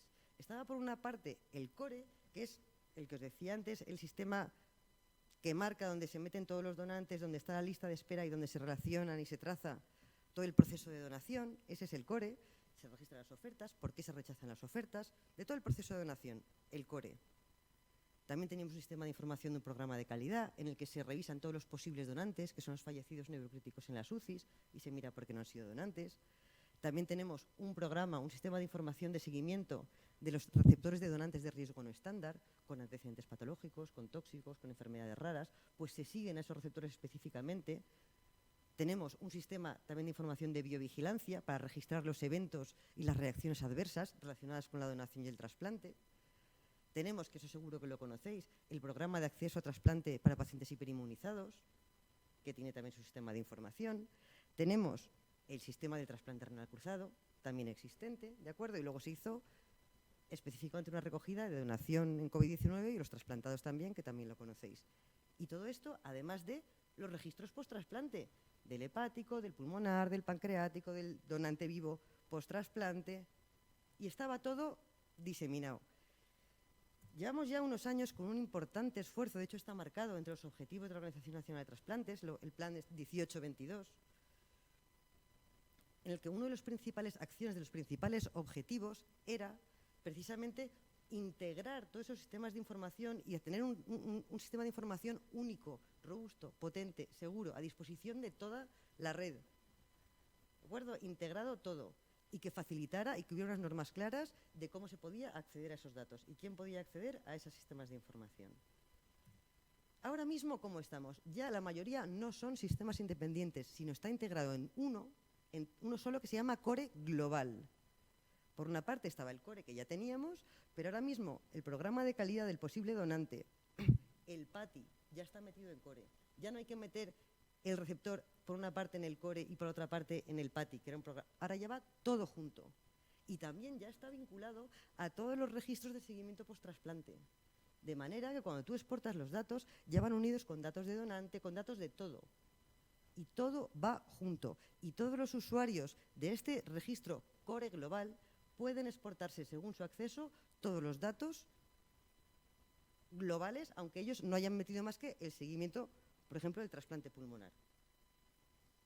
Un equipo de trasplante pulmonar tiene acceso perfectamente, por ejemplo, el trasplante pulmonar de Puerta de Hierro puede exportarse de entrada todos los datos en una base única relacionados con el donante, con el tiempo en lista de espera de ese paciente y con los resultados post-trasplante incluidos en el registro, en el módulo SURUS, que se llama, de los seguimientos post-trasplante. También están vinculados a esa base las dos aplicaciones de seguridad, la de donantes de riesgo no estándar y la de biovigilancia. Ya están vinculados también a ese Core Global. ¿Y en qué estamos trabajando ahora? Pues justo en dos cosas renales. En la aplicación de trasplante renal cruzado, que la queremos vincular también en este Core, con lo cual si alguien está en lista de espera y está en el cruzado y se trasplanta en uno, ya se me cruce en el otro y se haga todo directamente. Hacerlo todo único. Y el registro español de enfermos renales, del que ahora os hablaré un poquito más en profundidad. ¿De acuerdo? Porque no sé si lo conocéis bien como la estructura ahora, pero yo creo que os va a sorprender si no lo conocéis. Todos estos sistemas de información provenían, como habéis visto, de registros que antes estaban separados, cada uno con su gestión, con sus comités científicos, con sus normas de funcionamiento, y ahora estamos trabajando en la unificación para que todos tengan unas normas de funcionamiento similares, de cómo se accede a los datos, de cuando hay una publicación, cómo son las normas de autoría, ese tipo de cosas. ¿De acuerdo? Pero están ya bastante unificados todas esas normas de funcionamiento. Esto es lo que os decía antes. Todo el Core Global está alojado en una plataforma segura. Tenemos auditorías del Centro Criptológico Nacional, de la Agencia Española de Protección de Datos. Eso es un tema ahora mismo vital también para nosotros. Y con todo lo de la guerra de Ucrania, la cantidad de ataques que están recibiendo los sistemas es una cosa para echarse a temblar. Así que bueno, se entra a esta aplicación a través de la plataforma segura, que es el portal de la ONT, que se tiene que entrar con un usuario y una contraseña. Cada usuario tiene un perfil determinado, puede ser un equipo de trasplante, puede ser un inmunólogo de tal hospital, puede ser un coordinador hospitalario, puede ser un coordinador autonómico, y en función del acceso que tenga, esos son los datos que podrá ver. No puede ver los nacionales, pero sí puede ver todo lo de su hospital o todo lo de su comunidad autónoma en el caso de que sea un autonómico. Y lo mismo para exportarse esos datos. Todos tienen datos integrados entre todos los sistemas de información y exportables. Aquí veis un ejemplo de izquierda, cómo se exportan. Pues tiene diferentes filtros por fecha, por tipo de trasplante, por lo que sea. Se exporta a un Excel, te lo llevas y ya está. ¿De acuerdo? En una plataforma segura de información. Y están los servidores de informes, ahí accedes al Core. Desde una misma plataforma puedes acceder a prácticamente todo. Estamos mejorando los informes, estamos trabajando en todo eso, ¿de acuerdo? ¿Qué retos tenemos ahora mismo con este sistema de información estatal único? ¿Qué sería ideal? La interoperabilidad entre registros existentes. Es decir, que si tú metes los datos en tu hospital, directamente el mínimo acordado común pasara sin mayor historia al registro nacional. Eso sería ideal. Y cuando hablas con los informáticos, sí, eso se puede hacer. Pero cuando te pones a hacerlo, vamos a ver. Hay multitud de sistemas de información. Hacer una conexión directa con tantos sistemas de información, que ya habéis visto cuántos hospitales autorizados, cuántos programas de trasplante, cada uno de su padre y de su madre, es muy complicado. Y aparte, hacer una conexión automática con tantos sistemas que además no son estáticos, cada vez que alguien cambiara algo, habría que cambiar toda esa relación. Con lo cual, y los problemas de seguridad, de tener autopistas abiertas con todos los problemas de seguridad que eso trae. ¿Para qué solución estamos apostando nosotros? Estamos apostando por cargadores automáticos, en realidad semiautomáticos. Cada uno de esos sistemas de información, hospitalarios, regionales, lo que sea, tiene que aportar un archivo a un cargador, que ese formato tiene que ser común a todos. Se acuerda entre todos los sistemas de información, hay que aportar la supervivencia tomada de esta manera, identificado el paciente de esta manera, en un archivo único, que se actualiza una vez al año o cada cuanto se quiera. Se carga automáticamente. Y todos los sistemas de información deberían aportar ese archivo de formato único. Y es, creemos, la única manera real de poder hacer esa conexión entre los diferentes sistemas de información. Si alguien cambia una variable, pues tendrá que cambiar su archivo, acoplarlo al estándar y mandarlo. Ya están funcionando cargadores automáticos en el programa de calidad y están en desarrollo, a puntito de estar ya en el seguimiento de trasplante hepático y del donante vivo. Y ya está pedido para el Registro Español de Enfermos Renales. Con la posibilidad, bueno, luego lo digo esto. Vamos a ver, ¿qué significa eso? Que lo primero que tenemos que conseguir es que todos los sistemas de información conozcan que existe un sistema de información nacional. Probablemente habrá que formar a los profesionales y explicarles lo que existe, que confíen en él. Porque de verdad que es para que lo uséis vosotros, para que lo usen los equipos de trasplante, para que lo usen los coordinadores, para no tener que estar metiendo las cosas en 20 sitios a la vez. Ahora mismo, ¿cómo se están utilizando? ¿Cuál es la visibilidad que tienen estos registros nacionales, este sistema de información nacional? Bueno, todas las memorias anuales que se publican desde la ONT, que están colgadas en la web, de la actividad de donación, de trasplante, de seguimiento pulmonar, hepático, de vivo. Todos esos informes salen de ahí, salen de ese sistema de información. Y además, el sistema de información está preparado para peticiones puntuales. ¿Que se nos ocurre estudiar el efecto de la normotermia en el trasplante hepático? Pues ya tenemos los datos ahí y se estudia. Y la iniciativa puede ser de la ONT o de cualquiera que tenga una necesidad investigadora de la red. Cualquiera que tenga una idea de investigación, oye, a nivel nacional existen esos datos, ¿cómo puedo acceder a ellos? Y hay una política, cómo se ceden los datos anonimizados a cualquier iniciativa investigadora que tenga sentido. Y para eso están. Ya más relacionados con los enfermos renales, ¿qué sistemas de información, qué se recogen en los sistemas de información nacionales? Bueno, pues tenemos a los pacientes en terapia renal sustitutiva que están recogidos en el Registro Español de Enfermos Renales. Son datos mínimos básicos que se recogen. Luego están los pacientes en lista de espera, que se recogen en el CORE y en el PATI, los que son hiperinmunizados, que está unido ya, pero que tienen sus apartados diferentes. Y luego están ya los trasplantados. Fijaos que toda la parte de lista de espera ya está metida en el CORE o en el PATI. Y además, y esto es una cosa muy curiosa, tenemos la lista de espera recogida a nivel nacional de todos los órganos actualizados a día de hoy, excepto del trasplante renal. Como la distribución de los riñones es siempre local, la mayoría de nosotros no sabemos quién está en lista de espera renal. No lo sabemos. Nos enteramos el día que lo trasplantan, nos lo dicen. Salvo en la Comunidad de Madrid, desde hace 2 años. Que ahora os lo contaré, por eso es lo del LERU, que es la lista espera renal única. En realidad, en el CORE, de lo único que sí tenemos a todos los pacientes en lista de espera son, por una parte, a los hiperinmunizados y, por otra parte, a los pediátricos, porque los dos tienen un programa nacional de distribución de órganos. ¿De acuerdo? Pero el resto hablando de riñón, el resto de comunidades autónomas pueden, si quieren, porque está a su disposición, tener la lista renal metida en el CORE o no.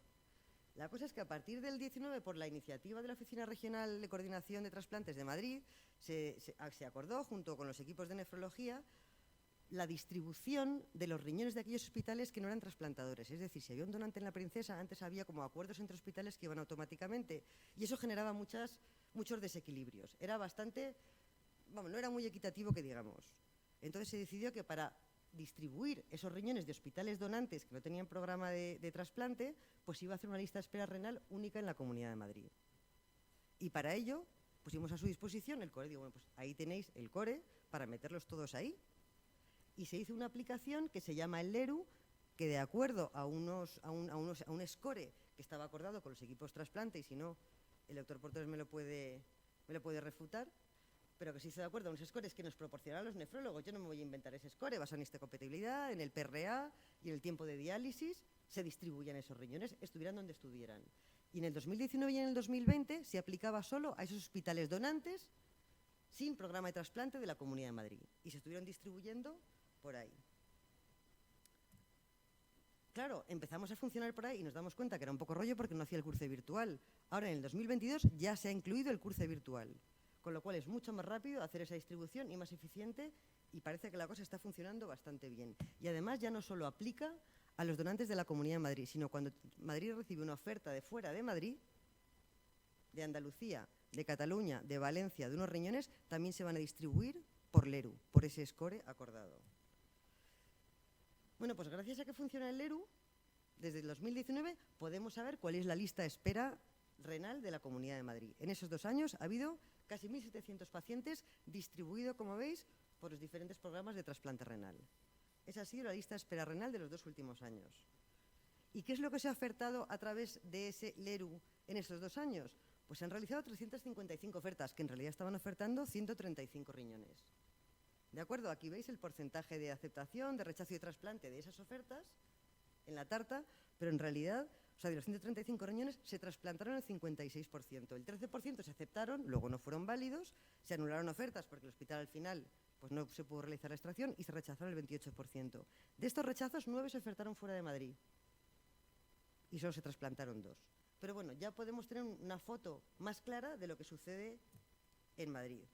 Aquí no pretendo que veáis lo que es esta diapositiva, simplemente quiero que veáis lo que se mete en core de la lista de espera renal en cuanto a inmunología. Se mete el HLA del receptor y se mete también todos los prohibidos. De manera que cuando el donante se mete en el core, que también van en el core los donantes y el HLA del donante, ya permite hacer esos cruces virtuales y encontrar la idoneidad.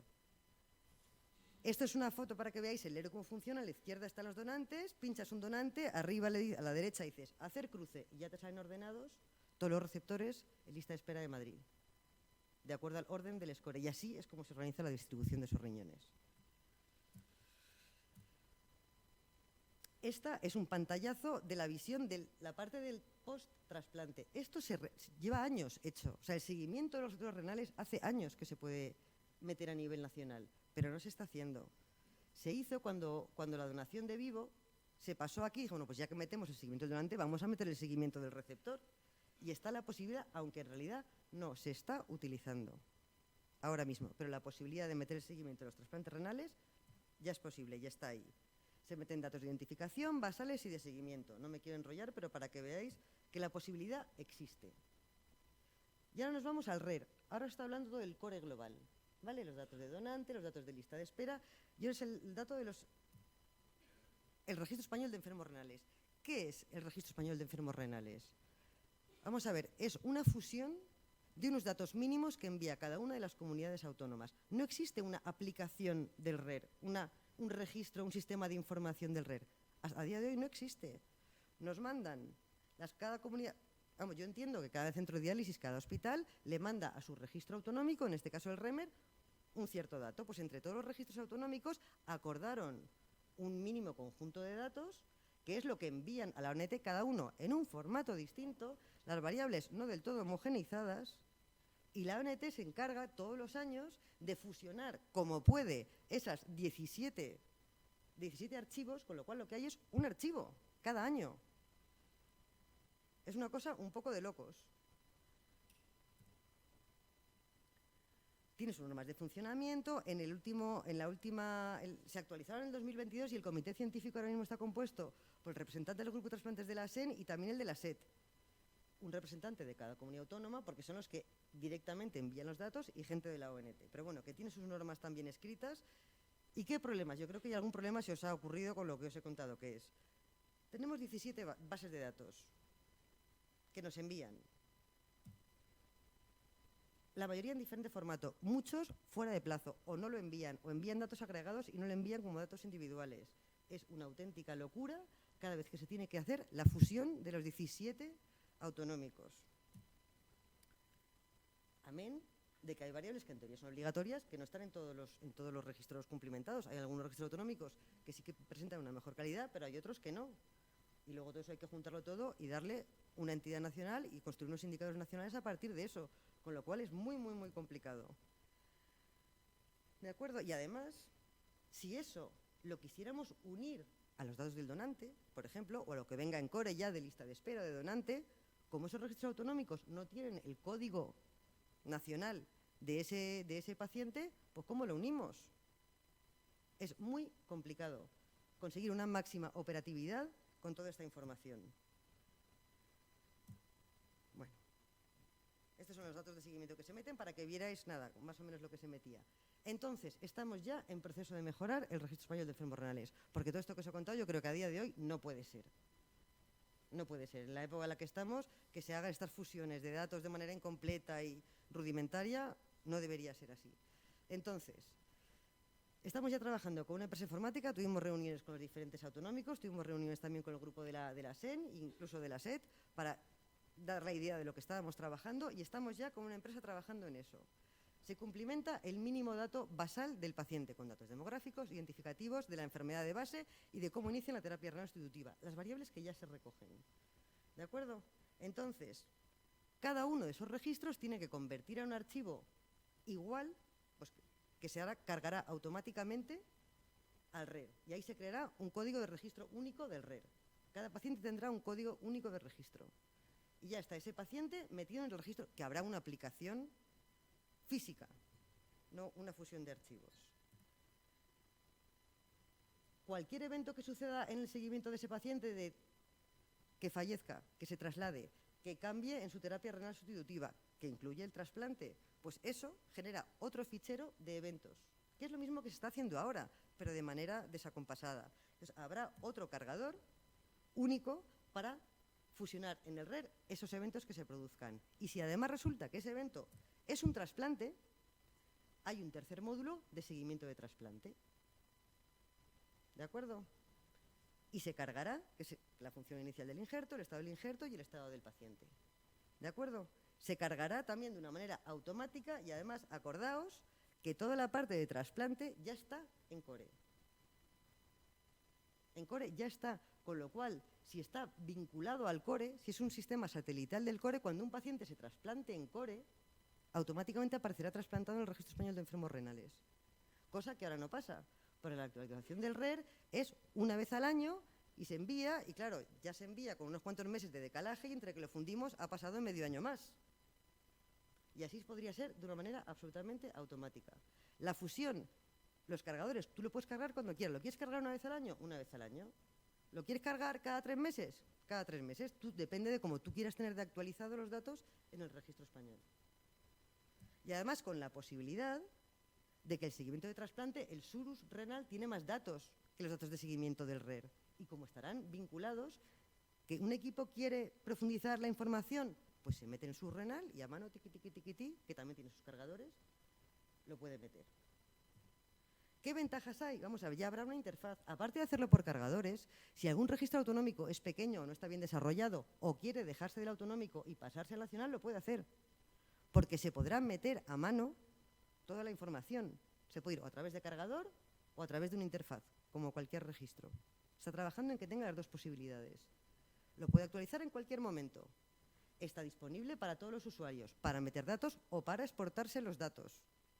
¿De acuerdo? Y se puede profundizar el seguimiento del trasplante a través del SURUS y estará todo unido. ¿Cuál sería la tarea de los registros autonómicos o de los equipos renales? Pues asegurar la calidad de los datos. Que dieran los datos bien, los que lo vayan a meter directamente en el nacional, pues que lo metan bien, y los que lo hagan a través del autonómico, que se los den bien al autonómico. Que en el registro autonómico estén completos los datos y el registro autonómico se encargue de asegurar la compleción y la calidad de esos datos antes de hacer el volcado al nacional. En eso estamos. Y ya con esto he terminado. O sea, quiero que, no sé si conocíais todos estos sistemas, pero que existe un registro español de enfermos renales ahora mismo rudimentario, pero que va a estar muy mejorado, yo espero que en el plazo de 1 año, 2 como máximo. Ya sabemos que las cosas de Palacio van despacio. Que existe ya un sistema de información para lista de espera renal y además unificada en la Comunidad de Madrid, lo cual yo creo que es muy bueno para vosotros, a la que se puede tener acceso a exportar, a meter lo que queráis, datos, y que existe también el sistema PATI y otros sistemas paralelos, pero en los que no tengo tiempo para entrar en detalle.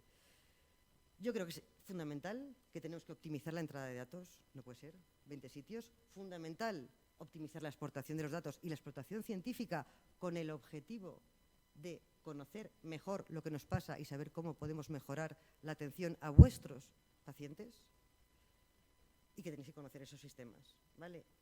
Y ya para terminar, pues el brindis al sol de que ojalá que desde las direcciones se entienda que todo este tipo de trabajo no asistencial ayuda también a la asistencia.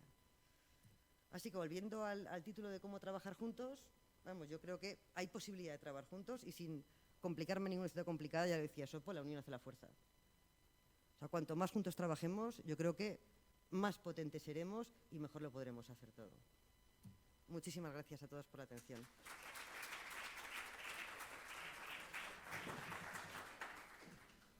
Muchas gracias, Elizabeth. Fantástica charla. Seguro que genera un montón de comentarios y de participación de nuestra distinguida y experta audiencia.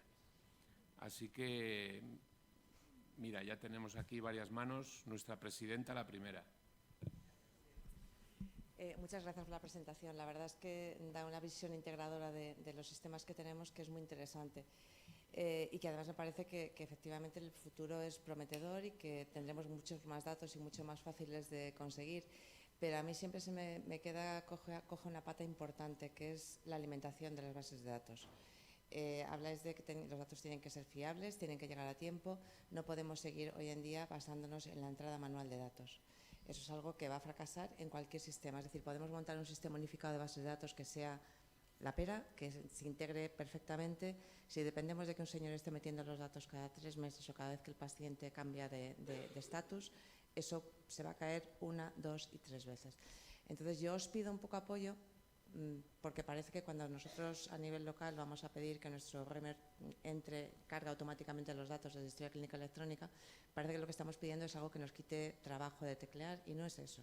Es tener algo que sea realmente fiable, útil y que ayude a la toma de decisiones. Realmente eso implica dinero, porque es técnicamente complejo, y lo que requiere es gente que sea capaz de extraer de historia clínica electrónica de todos los hospitales, que además no están unificados en la historia clínica electrónica, como tú bien sabes, una serie de datos que puede empezar siendo básica y que se puede ir ampliando. Bueno, pues ahí siempre topamos con que eso es costoso y que además parece que es un problema de vaguería, que total que os cuesta rellenar los formularios y que luego el formulario se exporte.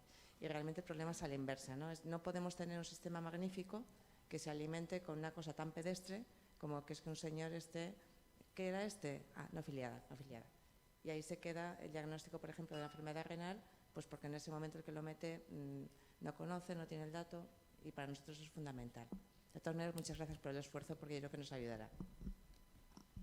Vamos a ver, si yo estoy totalmente de acuerdo, pero decía, el sistema ideal era que directamente hubiera una interoperabilidad entre el sistema hospitalario y eso. Lo que pasa que es que yo creo que todavía estamos bastante lejos de conseguir eso.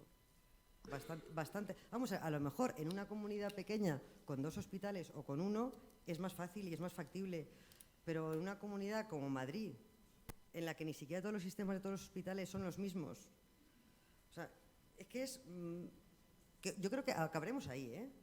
Yo creo, sí, pero es que es cosa de dinero, y los sistemas informáticos, cuando son así automáticos, el problema está en que los sistemas van cambiando, son muy dinámicos. Y es que no es solo el dinero de la inversión inicial, es que mantener todo eso, y yo creo que acabaremos ahí. Te lo digo de verdad, creo que acabaremos ahí. Pero yo creo que todavía estamos lejos. Y desde luego se tiene que poder hacer a nivel más local, pero a nivel nacional ahora mismo eso es, vamos, imposible.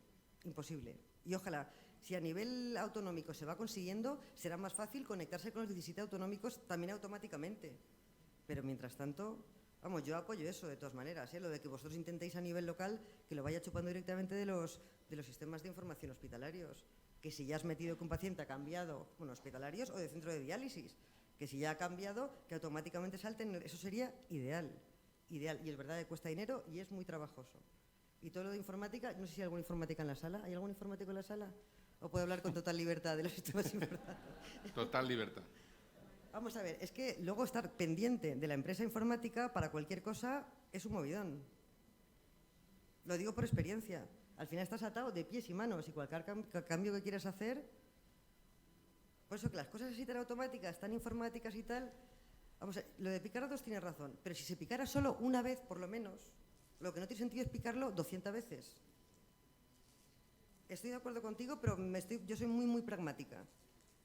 Bueno, perdona, no sé si te he contestado. Bueno, muchas gracias por la excelente presentación.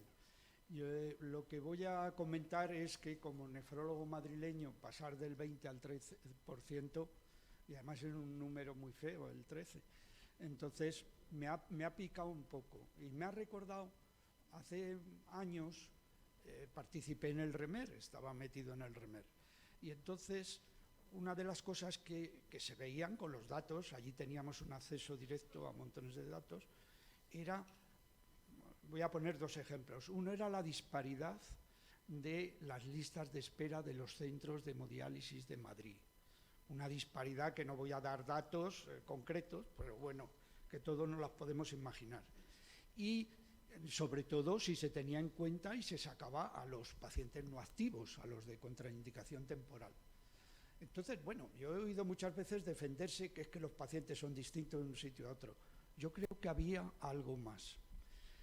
Lo otro es que empezaron los hospitales nuevos y esos hospitales nuevos, que ya no son tan nuevos porque tienen 14 años, y el porcentaje de extracción de esos hospitales es muy bajo.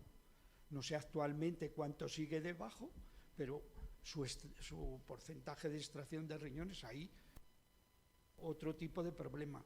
Entonces yo creo que lo que falla a veces es la publicitación de los datos.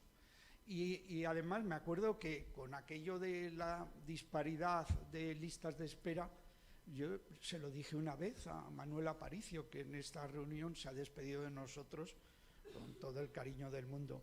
Y entonces él lo que me contestó, dice, no, eso no podemos publicitarlo porque fastidiaríamos a gente, eso no lo podemos hacer. Entonces yo creo que a veces para solucionar los problemas no hay más remedio que individualizar. Bueno, ese era mi comentario, más comentario que pregunta. Y gracias de nuevo por la presentación.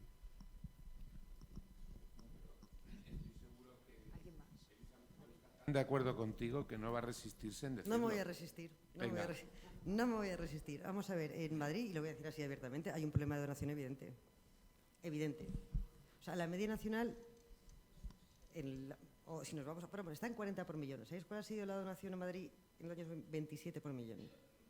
La comunidad más baja de toda España. Es una cosa que a mí me duele en el alma. O sea, no entiendo. O sea, es una cosa... Y no está justificado por la menor mortalidad, no lo está. Yo he hecho análisis de ajuste de tasas por edad, vamos, de hecho tiene la misma mortalidad por grupos de edad que Murcia. Y en Murcia tienen 47 por millón. Y Madrid 27 por millón. Yo creo que hay que hacer primero una crítica seria, reflexiva, de todos los hospitales autorizados a la donación en Madrid y a mirar qué está pasando y dejar de buscar justificaciones, explicaciones y cosas paranormales. O sea, yo estoy segura que el potencial de donación de Madrid es mayor, seguro que es mayor. De hecho, estamos programando auditorías en los hospitales autorizados en Madrid a ver qué está pasando, pero con no para señalar ni para ser punibles. Y no es cierto que nosotros no lo publicitamos, ¿eh? Vamos a ver. Antes, la donación en Madrid estaba un poco enmascarada por la donación en Estonia no controlada, que como era el único sitio que había, maquillaba un poco el resultado. Y ya desde hace años dijimos, no, vamos a separar cada tipo de donación para que se vea lo que hay. Y en el momento que yo creo que de verdad los hospitales hagan un acto de reflexión sincero y decir cómo podemos mejorar, porque no se justifican esas diferencias, y a partir de ahí, vamos a ver, es que aumentarán todos los trasplantes, porque ya sabéis que la primera asignación, solo para las urgencias, es local. Si en un sitio tienen más donantes, tienen más trasplantes. Luego te llegan por el turno general cuando localmente no lo han querido, pero evidentemente lo que llega a Madrid, que no es de Madrid, o es PATI, o es un niño, o son riñones mayores, riñones virus C. Así que, no sé, hablad con vuestros coordinadores, ayudadles, porque yo creo que se sienten perdidos. O sea, no creo que lo hagan a mala ahí, pero es una tradición de la forma de coordinar aquí que yo creo que seguro que es mejorable. Y hay hospitales dentro de Madrid que funcionan mejor que otros, a lo mejor hay que fijarse en esos que funcionan mejor. Pero vamos, estoy totalmente de acuerdo contigo. Doctor Portales. Yo también estoy de acuerdo con eso. Pero vamos, aquí cada uno se lleva su tarea. De momento, el doctor Pascual se cree que se ve de rositas, pero es director del hospital y le has dicho como 2 o 3 veces y no se le ha movido una ceja. Ya lo he visto. ¿Qué te crees que no? Que hay que reservar espacio para la investigación y no se le ha movido una ceja. Esa es su tarea que se lleva. La nuestra, efectivamente, es potenciar la donación y tenéis un plan de calidad, de incremento de la donación y de auditoría que yo no se me ocurre cómo mejorarlo. El plan es perfecto, pero cuando baja al terreno no funciona. Y yo creo que no funciona por todos los elementos, digamos, de captación e identificación del donante a nivel de urgencias y de otros sitios del hospital donde yo creo que todavía no ha calado ese mensaje. En Madrid no. En Madrid no ha calado y hay muchas oportunidades perdidas. Y a eso le sumas la lucha política y del relato que estamos manteniendo en esta sanidad pública, y no me quiero poner muy tal, y claro, llega que hay que buscar excusas y justificaciones. Pero tú también te vas a llevar una tarea. O sea, yo encantada. Aquí hay tarea para todos. A ver, está muy bien la visión de futuro de una aplicación, pero no podemos, o sea, lo que no podemos es seguir igual. María, yo creo que el modelo final está muy claro y si cogéis una empresa externa es lo que le tenéis que definir muy claro. Es una capa de análisis capaz de conseguir información importada de cualquier fuente para que cuando la Comunidad de Madrid cambie el Selene por el Millennium haya una adaptación y siga funcionando. O cuando un hospital tenga Nefrolink o Nefrosoft siga funcionando, etcétera. Y ese es el futuro. Sí. Y ese es el futuro que muchas comunidades están haciendo. La comunidad de Islas Baleares hace ya 5 años que empezó un camino de una historia informática departamental específica, única para todos los centros de la comunidad, con un fichero único. Están ahí, llevan 5 años. ¿Puedo hacer un apunte? Las de Baleares no dan bien los datos al registro español. Ya, pero no son capaces. Pero ese es un tema político, yo estoy hablando del tema técnico. Ya, vale, no. Luego hay que resolver además el otro tema. Pero a lo mejor nos toca ahora mismo meter una creatinina al año de cada trasplantado que tengamos y una situación final de evento pérdida de injerto emotivo. Porque los números no es el registro que se hace un informe 10 meses después. Los números tienen que ser para hacer gestiones rápido. Porque que si no, para cuando sabemos lo que ha pasado en 2021 es que estamos en el 23. Así es. Vale, y yo me llevo la tarea de callarme.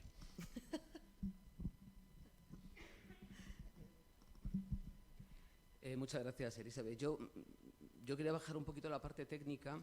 Quería conocer las barreras que tenéis vosotros. Las que tenemos nosotros, los que estamos viendo un poquito el registro de Madrid, que se va a actualizar, y un poquito cuáles son los problemas, lo sabemos.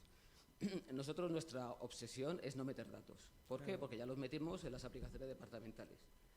Entonces, vosotros definís un estándar de datos y en la aplicación departamental Perdona, no lo definimos el estándar de datos. El estándar de datos está acordado con los equipos de trasplante, con las comunidades autónomas. Está acordado, pero son los que carga vuestra es. aplicación del registro de enfermos renales. Entonces, lo que nosotros le decimos a las aplicaciones es vosotros tenéis que mandar esto en este formato. Eso es.